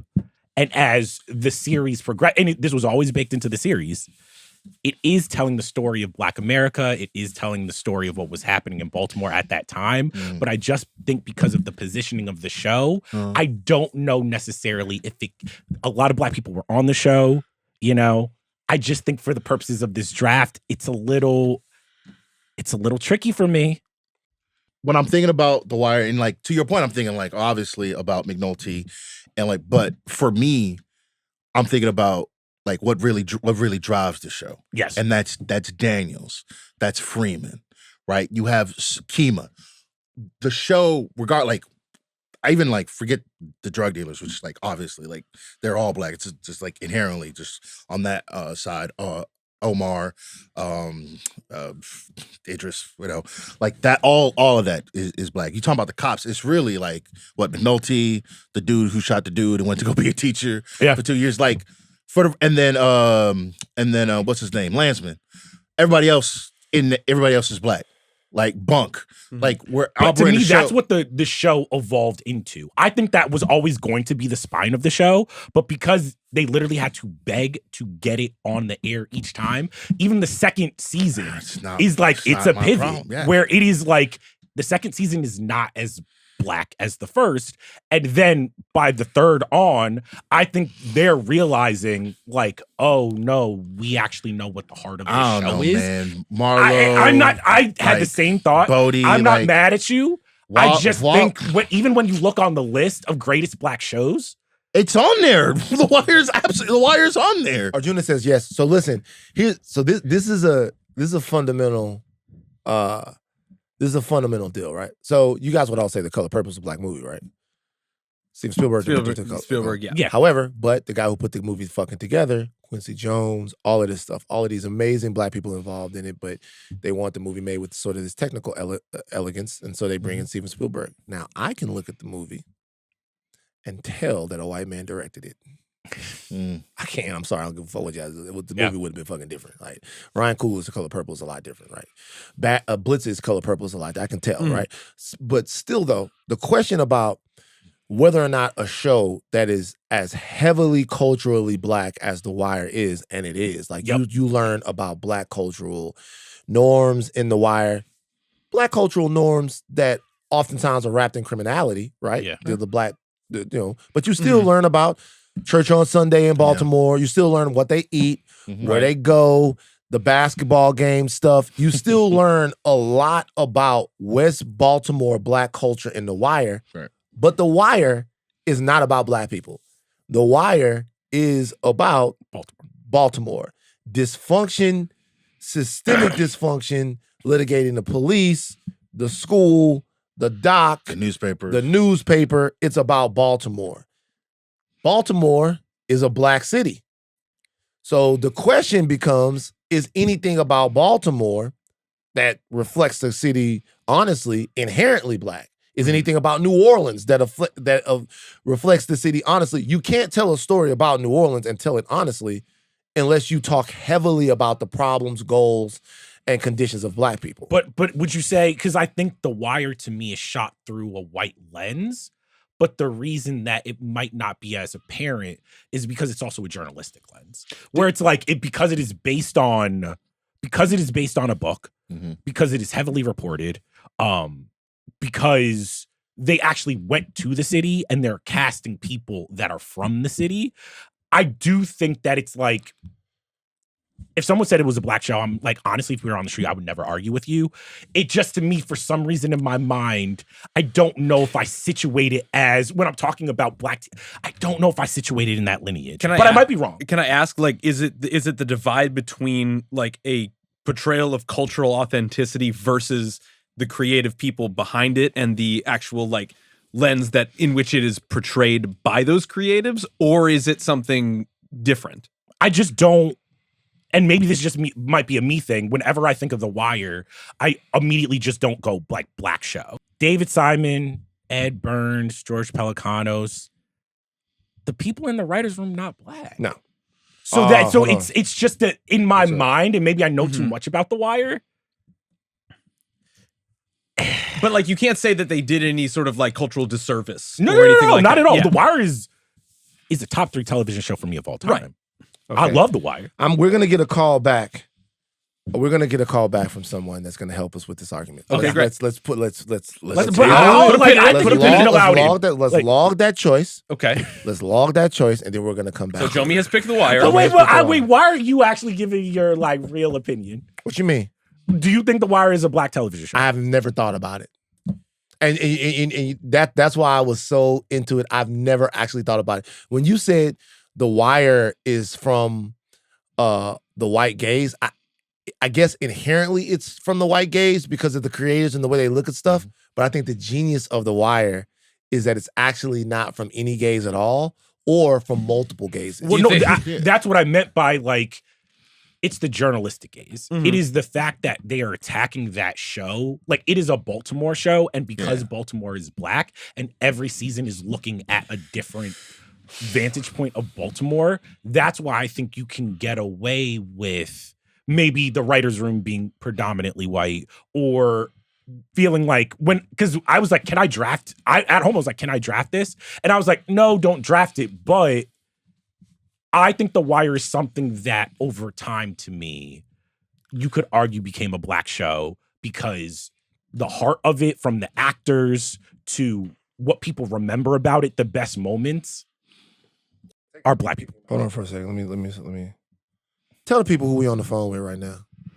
Hey, what's up, man? It's Julito McCullum, naming Bryce, The Wire. Naming Bryce. Hell yeah. The Legend. son of Weebay Bryce, one of the only characters to come out of the show with a little hope. All right. So we couldn't figure it out. Do you think that The Wire is a black show? I do not.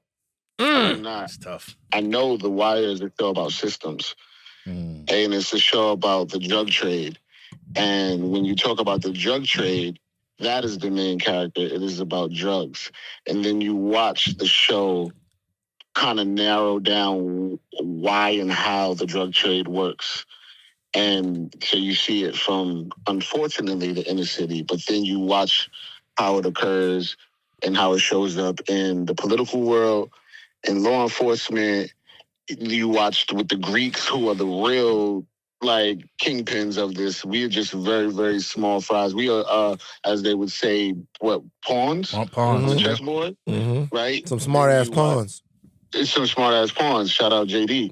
Bodie. So it just so happened that the best characters on the show are black people.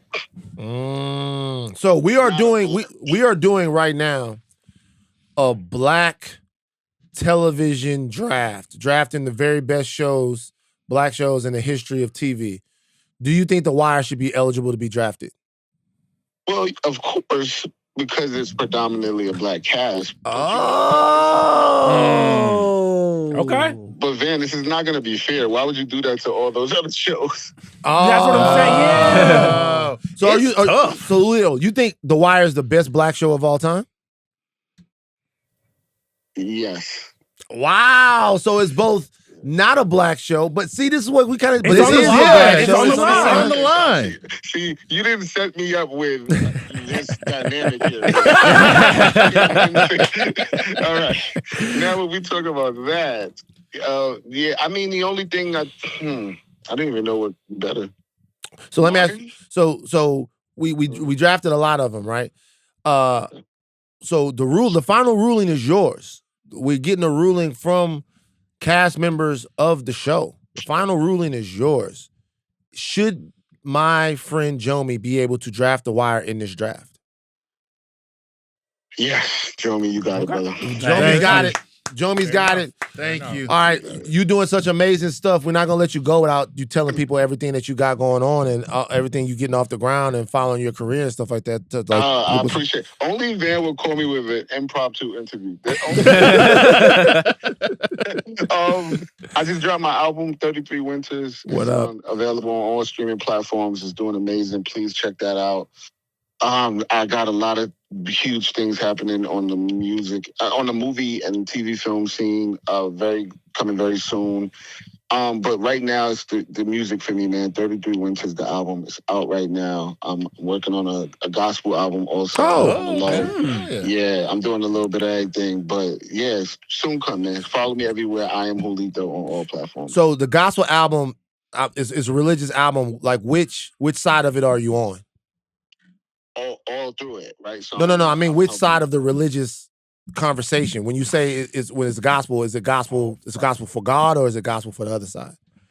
Oh, what's the other side? There's only one side. Man, bro. Jesus Christ. That's it. There's no other side. There's no other side. God's side and the other side. Well, I'm just saying, like, nobody makes gospel for the other. Anyway, all right. Are you calling for gospel for the other side? No, You're that's the change bad. you want to see in the world. This is legitimately. I hope everybody goes out and checks out 33. This is legitimately one of the most talented, awesome people in this entire industry. So shout out for taking the call. I appreciate you, man. Thank you so much. I miss you, bro. I'll see you soon, man. All right, man. Love, bro. All right, peace. Jomi's point about the fact that some of these shows are written by white people. Yeah, white showrunners. White showrunners, and then some of the staffs as well. Yeah. Some of the staffs on these shows, like they're not all white. Some of the staffs on these shows are white. Yeah. Right? They're either majority white or they're heavily white. With it's coming from the, but these shows are steeped in blackness. So I guess the question would be if like white guys can write a show that we know is black because it is dealing in black themes. Can white guys write a show that deals in black culture or black dysfunction or whatever, and it just be almost, it just exists as black? Because The Wire certainly is not trying to be black, is what I'm trying to say. The Wire is not trying to be black. Yeah. Does it have to be written for the black gaze for it to be black? I think more so, and I think what's so interesting about The Wire, because there's some UPN shows on here where it's like Kelsey Grammer, you know, he greenlit a lot of black shows. But, I mean, Mara Brock-Akil did Girlfriends. A lot of people talk about Kelsey Grammer when they talk about fucking Girlfriends. Mara Brock-Akil did Girlfriends. Fucking Kenny Barris was on fucking Girlfriends. Right. Like, you know what I mean? So you know, I just say this. Shout out to Kelsey Grammer, I guess. But nah, I've seen some of his recent politics. We don't gotta do a shout out. Kelsey Grammer. Why not? But look. The reason why I say that though is because even that pisses me off now that I think about it. I'm sure that if I was to ask, you know, Tracy or Mara or any of these people like that, they are fucking overjoyed that Kelsey Grammer was such a big part of it. But like Kelsey Grammer getting all that praise and love for doing Girlfriends when a beautiful black woman was behind Girlfriends and put the Girlfriends together. It's kind of the fucking the whole story. But that was interesting. Okay, put a pin in Jomi. Let's put a pin in it. I'm not mad at it. I'm not mad at it. Okay. Steve goes twice. All right. I go twice. I'm fine with waiting on wild card because there's so many things I can do. Then I'll go for Shonda Rhimes, and I'm gonna pick How to Get Away with Murder. Man, you wasn't in the trenches, bro. I wasn't in the trenches. I couldn't do How to Get Away with Murder. Scandal. You wasn't in the trenches, bro. It's cool. It's fine. It's really just the Viola Davis puts on a clinic every week. You like her. You wasn't locked in, man. So this show came out my freshman year in school, right? You didn't get to talk about this show. Nah, he don't get to talk about this show. Wow, all right. He didn't get to talk about the show. Y'all weren't there, bro. Ally. Y'all weren't there. When I tell you that show had me messed up every week would be on some new garbage, bro. It was like, you talk about Scandal being a soap opera, man. They would just be throwing stuff at the wall. Yeah. At How to Get Away with Murder. You'd be like, I guess we're here, man. And guess what? Viola Davis sells it every single time. Well, she was going crazy. Yeah. Right? Like every season, whether it's like the halfway point or when like the person who dies, we found out they die. Sorry, all right, time for Viola Davis to cry for 20 minutes on screen. And stop her to be like, Bonnie, no! Yeah. Bonnie, no, stay with me, Bonnie! Stay with me, Bonnie, no! Like and she got the Emmy for that. Like obviously, like deservedly so. I never watched it. What was the show about? She was like a she's a college professor. Crimes, right? College professor. Yeah. The class is How to Get Away with Murder 101, and you'll never believe this. She's a murderer. There's murders all the time, Van, and they have to get away with them. It's crazy. But who's doing all the killing? So she picks like 5 students to be like her little like Protégés. clubs. Yeah, like a little like to get close to. It's two white boys, this black girl. I can't remember the names. It's been so long. This Rome Latino Flynn. girl. Rome Flynn. Well, he came. Okay, so Spoiler, trying to go murder real quick. The black dude who may or may not have been her son died in a fire at the end of season 2, I think. Season 2 or season 3. Mm-hmm. And it was really sad. We're all like, no, not Wes. Oh my gosh. And then Rome Flynn came and replaced him. You know how like, oh no, he went. And so we got another black guy to come and like not be Wes, but kind of be Wes. Know what I mean? So that was Rome Flynn. He was cool for a little bit. And then it got like, there was like witness protections. It was crazy. Okay. It was insane television. Just wild shit. I just But it love was Viola there. Davis, and that's the masterclass that she puts But on Viola every week on that Davis- show. All right, what else you got, Steve? I think I need to go UPN because I think I need. Everybody Hates Chris. Okay. You're God. Yeah, I'm taking Everybody Hates Chris. There are like some more like classic UPN shows on here that I probably could pick, but I'd be lying if I said that I watched them that extensively. Everybody Hates Chris is great. Everybody Hates Chris is good. That's like that to me is the cheat in the UPN category. I've never watched an episode of it. It's You've never great. watched it's it? genuinely Bro, it's really funny, good. man. It's, it was out in kind my of- 20s, and like you know what I mean. So that's what I'm I saying. For watched me, it. like Yeah. it was on UPN for a year. Then Yeah. went to the CW, Mhm. and that's where it was on. There's for a minute. big like conversion of like classic UPN shows that go for like a season or two, and then they just immediately get up converted to somewhere. major networks and Yeah. everything. America's Next Top Model did that, a bunch of other ones. But Yeah, well, I mean, UPN became the CW. yeah. Yeah. Wait, what's the Latin country where they go crazy for Everybody Loves Chris? Brazil. Brazil? They was going crazy. Vincent Martel. Yeah, Yeah. I remember he's like, yo, got like. They love that show over there. I don't know Yeah. for what reason. Maybe it was syndicated. I know in everybody Portuguese. loves it. I just never got into It's- it. I never great got classic- it. I watched it. You didn't like it. Was never a big fan of it. It's good, like classic sitcom send-ups, and I think it's like probably one of the best things that Terry Crews ever did. And he was like, he genuinely carried a lot of those things. It's tough. why It's- why are you sending shots at fucking Terry Crews? You don't like him? You don't like Terry Crews? You're not fucking with him. You don't No, like no, it? I didn't say. When did I send shots at Terry Crews? I said this was one of the best things he's ever You done. don't like Brooklyn Nine? You don't like white chicks? What you basically Whoa, said he was great in Brooklyn Nine-Nine. Yeah, You he was don't great like in that. him. He was You- great. You don't really like him. You don't like him? That's You know tough. what? Whatever happened towards him, and you This and him. is so, don't this give is it. bad. It's a Yeah. weird. It's a weird. Terry it's weird. Crews, really? That's It's a weird like- Terry Crews sake. It's, I mean, no, it's not weird. It's I know I never knew you to have like an issue with him. Yeah. I don't that's- have an issue with It's him. You crazy. said You it was did, one of the though. best, Right. You said it's one of the best You things he did, did. though, Is if yeah. this nigga had done a bunch of bullshit. Yeah. Like, that what you- and America's Got Talent hosting gig. Those are his best things he's ever See done. what I'm saying? That's another diss. That's another diss. Now when he see Talking you, about- Now you pissing me off. yeah, well, that's Like, come another on. diss. You Shout out dissed him Terry again. Crews. You fucked. We you supposed to be fucked with him. honoring black people I during am, this you know drive, what? And that's not right. tearing them down. That's tough. You Man, didn't like- I'm you don't like him. sliding down the ally rankings. All right, Like, Joe, You where don't you like at? him. You going from top 10 to top 15 is crazy. Well, he just sniped both of my picks. I was hoping to get, but you know what? I'm gonna go in Shonda Rhimes. Shout out my guys, Roger and Logan from Real Ones, Bridgerton boys, baby. We're going Yeah, you had to get Bridgerton. Bridgerton's We're going Bridgerton. And I can't. See, here's the thing. That first season of Bridgerton was crazy. Because you could go Grey's Anatomy, right? Because the whole Shonda Rhimes, you can go with any. So you can pick anything. anything. Oh, okay. But I'm not going Grey's Anatomy because while there are black people and they are like, essential to the story, in that first season, bro, Ray J. Jean Page took the road on fire, man. That was did. special. We don't, I mean, I'm really trying to think. We don't see people do a show, be like, actually, I'm the man now. Now we don't have to speak to, what he did after that. We can Sure. leave that alone, Hey, Black Bad was great. But in that moment, he was the hottest thing. He was the hottest thing around. He man. he set He the world the on streets fire. on fire, man. Come on, man. So Come on. Can I ask this? Does Shonda Rhimes, in the same way that like Taylor Sheridan's like cheat code is just like, hey yo, get me a ranch, get me some hillbillies. We about to make a Billy. I know what So you're about then to say. I know what you're about to say. I know Shonda exactly Rhimes what you're Wait, saying. I have I a know exactly what you're about to say. She's like- And the answer is yes. The answer is yes, brother. The Swirl Agenda has made her millions. I'm not even hating on it, but It's- like, It's legitimately like, all right, so I got this black lead. Who should I pair him with? These black people on the show, but there's also, you know what? I thought about it. Put him with a white person. Boom. no, but she's doing no. She's been Bridgerton. They expanded it. Based off books. Okay, true. You know what I'm saying? So it's a little, but the first season had to go to the bread and butter. You know what I'm saying? I know what works. First time you go to somebody's house, you make a dish you've always made before, right? You don't want to get too crazy with it. Jomi's more locked in on Shonda Rhimes than any other picks. Y'all in these work, drafts. bro. wonder- Thursday nights on ABC. Y'all work that care, Relax. You bro. have to Grey's relax. Anatomy, Scandal, How to Get Away with Murder, 9, 8, 9, 10. It was special. I'm almost wondering now if the Shonda Rhimes category was kind of a mistake. Because you left with this No.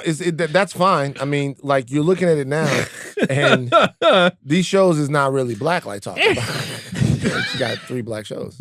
Bridgerton. She got 3 black shows? Everything that Shonda Rhimes does is It's coded. black. It's coded black. All right, so where are we at now? Jomi went? I went, it's you. It's me. Sitcom.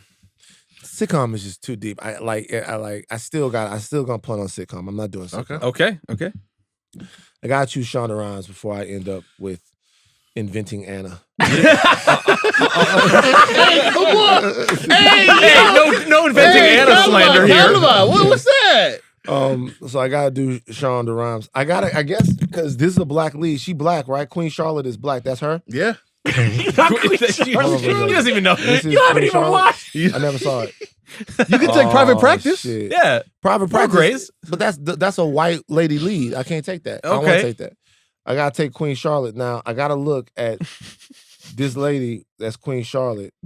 Who this is? Her name is India Rhea Amar Tifio. What's her name? She was born on Kingston upon Jesus Christ. She's Ghanaian and German. Okay, I gotta add another one to the list. Hold on for a second.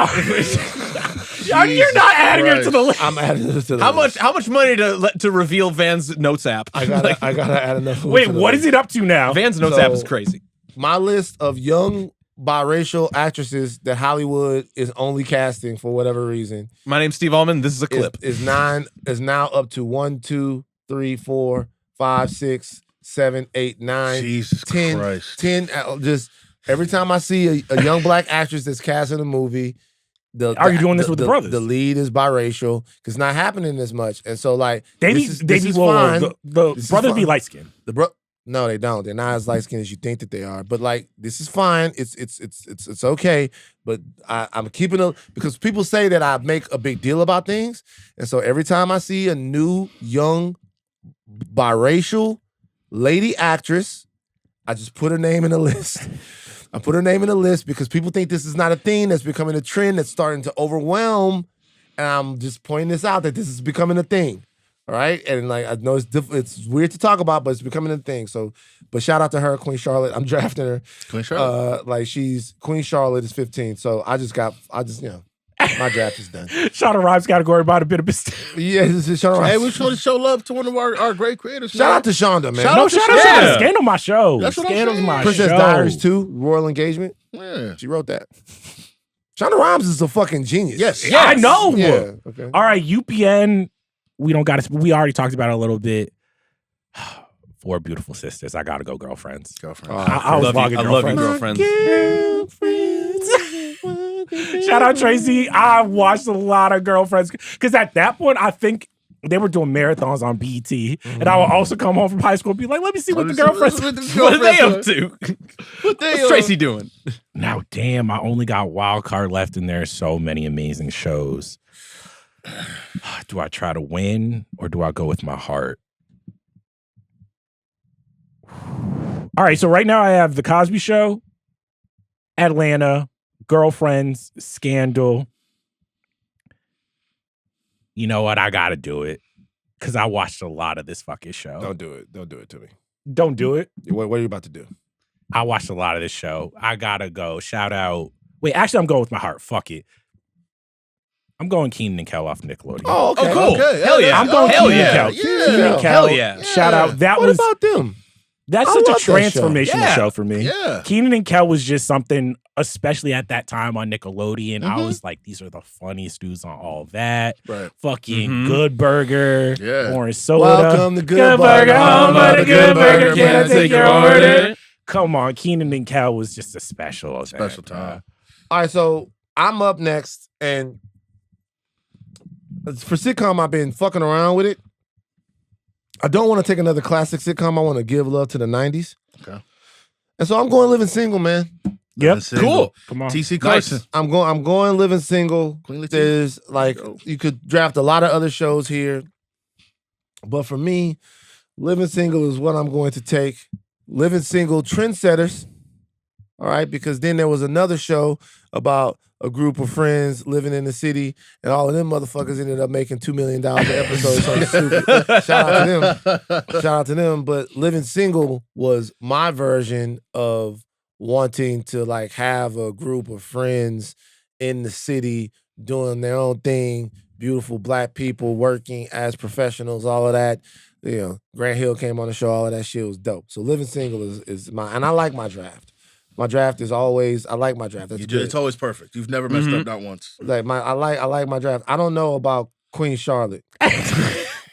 Queen Charlotte's tough. Queen Charlotte's Well, educate yourself on Queen Charlotte. All right, Jomi, last pick. UPN. Gotta go with the Parkers. Yep. Gotta go with the Parkers. Gotta go with the Parkers. Yeah. Shout out Monique. Shout out everybody on that show. That was one of those. My sister loved the Parkers. My sister loved the Parkers too. We used to argue on the TV because I wanted to watch what is called WB Kids at the time, while Jackie Chan Adventures and Jackie Chan Adventures is crazy. Was crazy. Jackie Chan Adventures is crazy. Love Jackie Chan Adventures. On March 1st, so it's already Jackie Chan Adventure already on Tubi, but on March 1st they put pretty much every single animated show in the the Warner catalog on Tubi. It's because it was Yu-Gi-Oh. Yeah, Jackie Chan Adventures, Shaolin Showdown, Showdown, Transformers, brother. If you need to get to me after March 1st, my phone is off. Do not call me, don't ring me. I'm not available. I am watching Shaolin Showdown. That is my life. You don't know anything about Shaolin Showdown. You weren't there. Wait, did you watch Jackie Chan Adventures? Never heard of it. Oh my God! You never heard of Jackie Chan Adventures? Never heard of it. No, because they had the talismans. They had the talismans, and they all were the What year was Zodiac. this? Jackie Chan Adventures. This is like early 2000s. He had a cartoon show where Jackie Chan was like in San Francisco. San Francisco at like an antique shop, and basically he had talismans that was all the Zodiac. Give you powers. He had a little. My favorite thing to watch in 2000 was the early 2000s. Black Juice. What? What is that? Go look that one up. I'm not going to. You know what? I'm not. What was the internet connection like? Like Black Juice was my favorite thing to watch. You guys talking about the two. I'm in my fucking 20s. Y'all talking about some Jackie Chan adventures. You think think the crime of being younger than Van. Think about what it would. My bad. Think about what it would have been like if I'm fucking 9/11 just happened. We all high. I'm going. I gotta get home and watch Jackie Chan adventures. What y'all niggas talking about? Van, I'm sorry. We happened to be 11 at the time. Post after they abolished the fucking the Star Wars extended universe. That's different. It's different. Decanonization is the Star Wars extended universe is different, but you're getting on us for watching Jackie Chan Adventures. I'm not getting on you. You guys were kids, but when you guys asked me if I had seen Jackie Chan Adventures, okay? Shaolin Showdown. Yeah, Shaolin Showdown. You guys are acting me. You know what? Hold on. You know what? No. There was one thing that I watched that used to come on sporadically. It was some kind of karate show that was hosted by Bruce Lee's daughter. And I'm telling you, it was some kind of show that used to come on that was hosted by Bruce Lee's daughter. And that show was something that I used to catch every now and again. It was Bruce Lee's daughter. She hosted the show. And she would come on and she would be like my legendary father, Bruce Lee, blah, blah, blah. Shannon Lee? Shannon Lee is her name. She hosted some sort of show. And I would watch that from time to time. But other than that, I was in my 20s, man. It was murder. It's not Warrior, is it? It might have been Warrior. I don't know. Warrior is like, no, Warrior is WAMC Masters? WAMC Masters. I don't even know what that is. That was the show. WAMC Masters used to come in. I would catch that sometimes. But other than that, I was watching Merc. Mark? Look it up. Okay. All right. My last pick. Merc is the one. Merc. When we talk about black movies, Merc is one of the greatest black movies ever made. Don't even know what that is. It's artistic. Okay. Go for it. You never heard of Million Blue? Go ahead. Inspired by your In Living Color pick, I needed to go with something that I had watched a lot of, and that probably had to win the draft. It had like the most like emerging talent at probably the peak of their powers ever. I watched this constantly when I first got cable. Mm-hmm. It was before my time, but I got to rewatch it. I think it was because of like VH1 and BET, and that's Def Comedy Jam. Oh wow, that's not what I thought he was gonna say. Okay, there's something that's remained undrafted. That's a fucking fantastic pick. Steve, you in the fucking... Steve showing out. Okay. Jeff, real quick, can I just like say the emerging talent that came on when they were like in their 20s? We have Bernie Mac, Chris Tucker, Martin Lawrence, Mike Epps, and like a litany of other people. I don't want to sound like I'm trying to pander here, but I legitimately think Bernie Mac's I'm Not Scared of You Motherfuckers set is like the equivalent of Beethoven to me. Oh wow! It's like the greatest thing I've Steve ever Beethoven. seen. Oh, God, Like, I know. he ain't scared of you. Steve. Said he's white got a people picture love of his face Beethoven. on his pants, Jomi. You don't understand. Damn. It's tough. Let me ask you guys something. So the draft is set. Well, not well. I will say Pending before wire people pick, yell but- at us, I think the categories fucked us a little bit. We fucked up. There was I'll list some shit that nobody drafted Insecure. Right. Nobody drafted Power. Right. We didn't get let's see what else. Nobody got drafted the Snowfall. Bernie Mac show. Family Matters, Family Matters. The Boondocks. The Jeffersons, It's on the Different Strokes. yeah. Proud Family. That's so Raven. Proud Sister, Family. Sister. What's happening?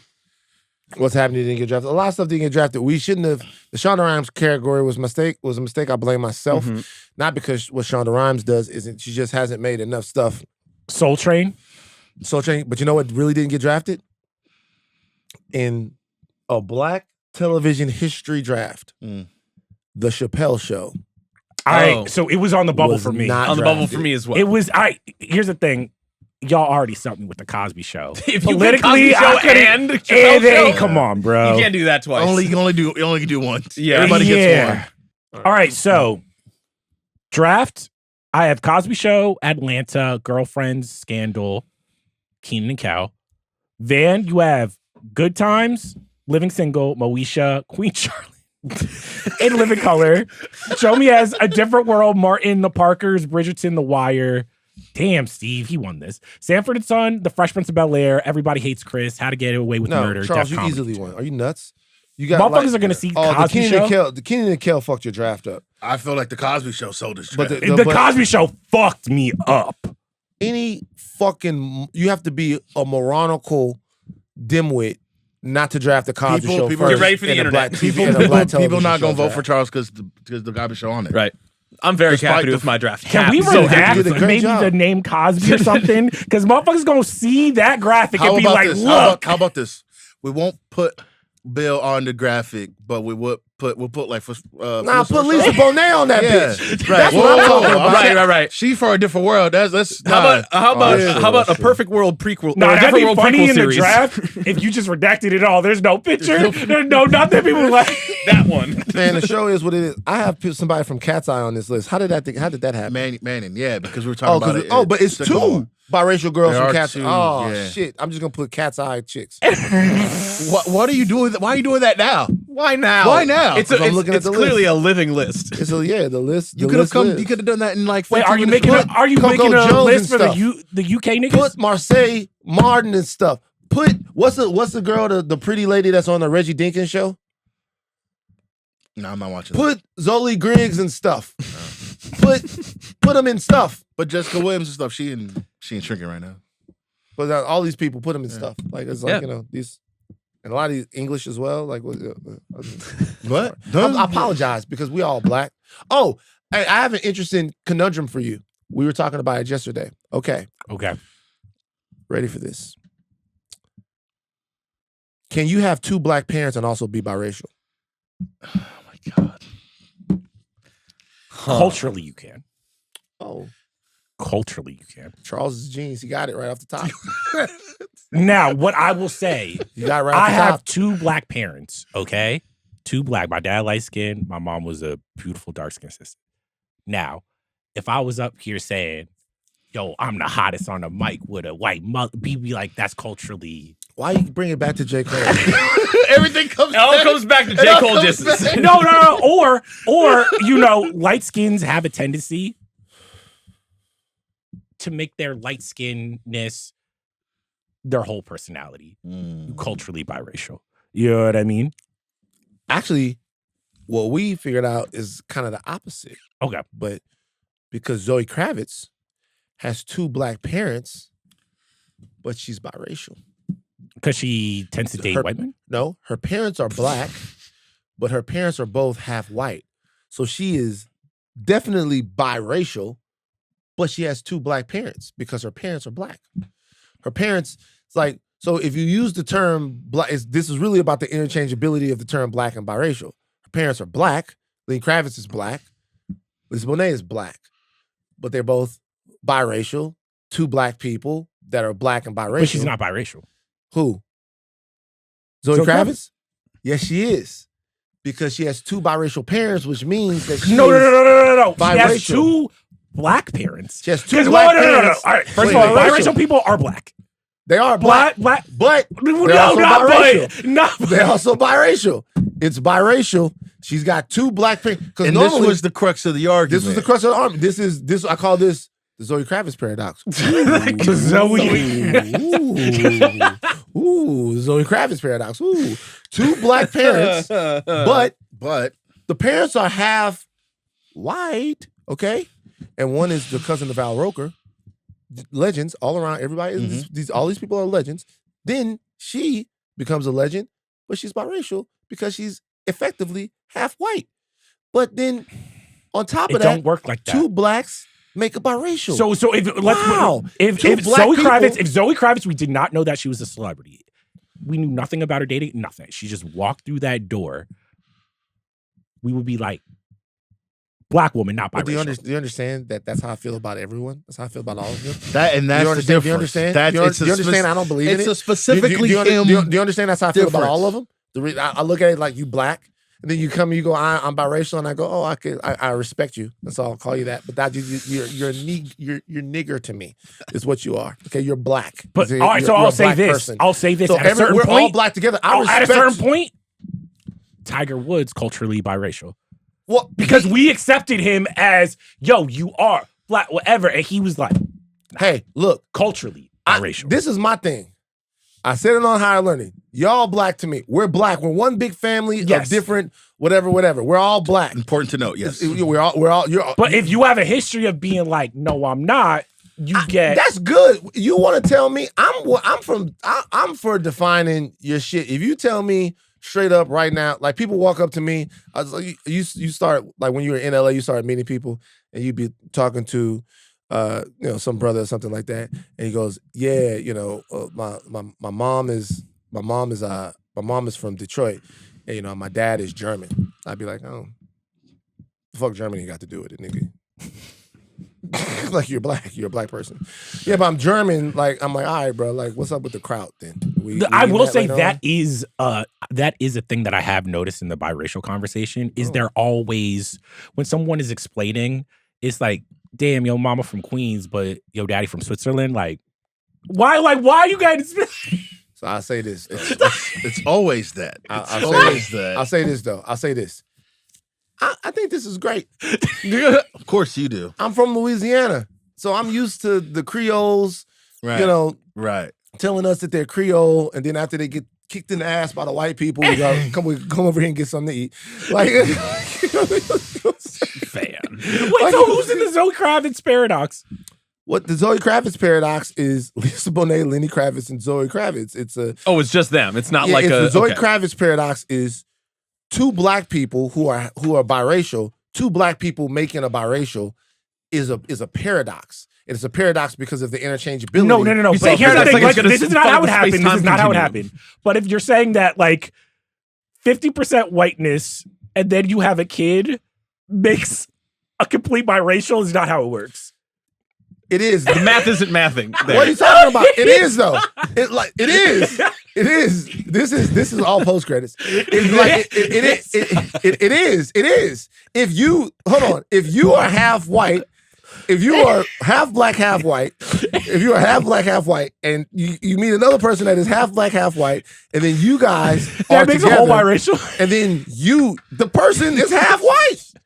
But Isn't that math? two black people had a black They're child. culturally black, and they had a biracial that's biracial. It's the Zoe Kravitz paradox. Jomi, where did you land on this?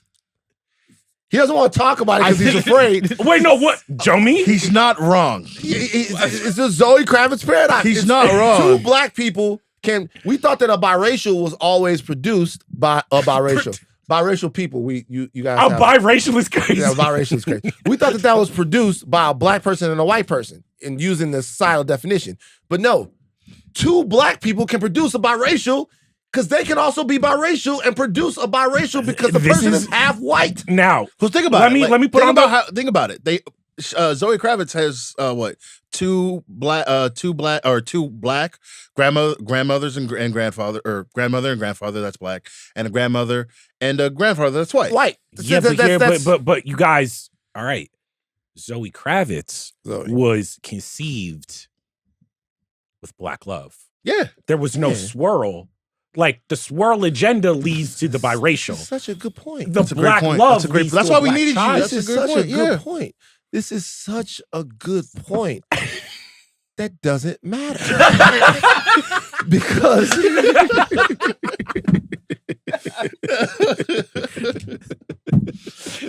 I think the thing we came away with was like genetically, yeah, but like that's like really like not the thing. It's really culturally. You know what I'm saying? Are you black or biracial? Are you living in your blackness? Do you claim your blackness? Are you like, I'm black? What about Logic? That's tough. He holds it down. Shout out to Logic, man. He holds it down for his people. He does, man. Shout out for to his Logic. people. Hey, shout out to. Is it his people? Us? Hey, yeah. Hey, shout out to all of the. Hey, happy Black History Month. Shout out to all of the black people. Shout out to the black people. All the biracials who also have mixed race heritage. Mm-hmm. You're biracials. We respect you. We love you. Light skins, we gonna be up. Light skin. Shout out to black people, the entire diaspora. Everybody, man. Yeah. Shout out to UK. Because at the same time, I got bad news for y'all. Is the origin of this whole thing is y'all all Africans. We all Africans together. You know what I'm saying? Original people. I don't know, Jomi. Are we all Africans? We are absolutely all Africans. All of us. Nigga, I'm from Louisiana. Okay, look. All right, that's a wrap. This week on the Reverse feed. On Wednesday, the House of R is doing their House of the Dragon teaser dive. So on Friday, Bud Mash returns with Resident Evil Requiem reactions to the game. Chuck is interested in that. Producers today are Jamie Yukich. I like that type of shit.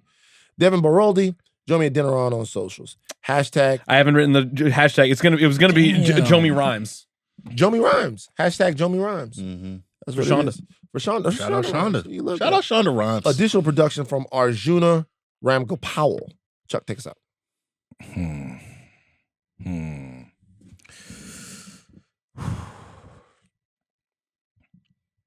Is The Wire black? Oh.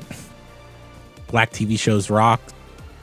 And to all my people out there, do not get lost in the Zoe Kravitz paradox.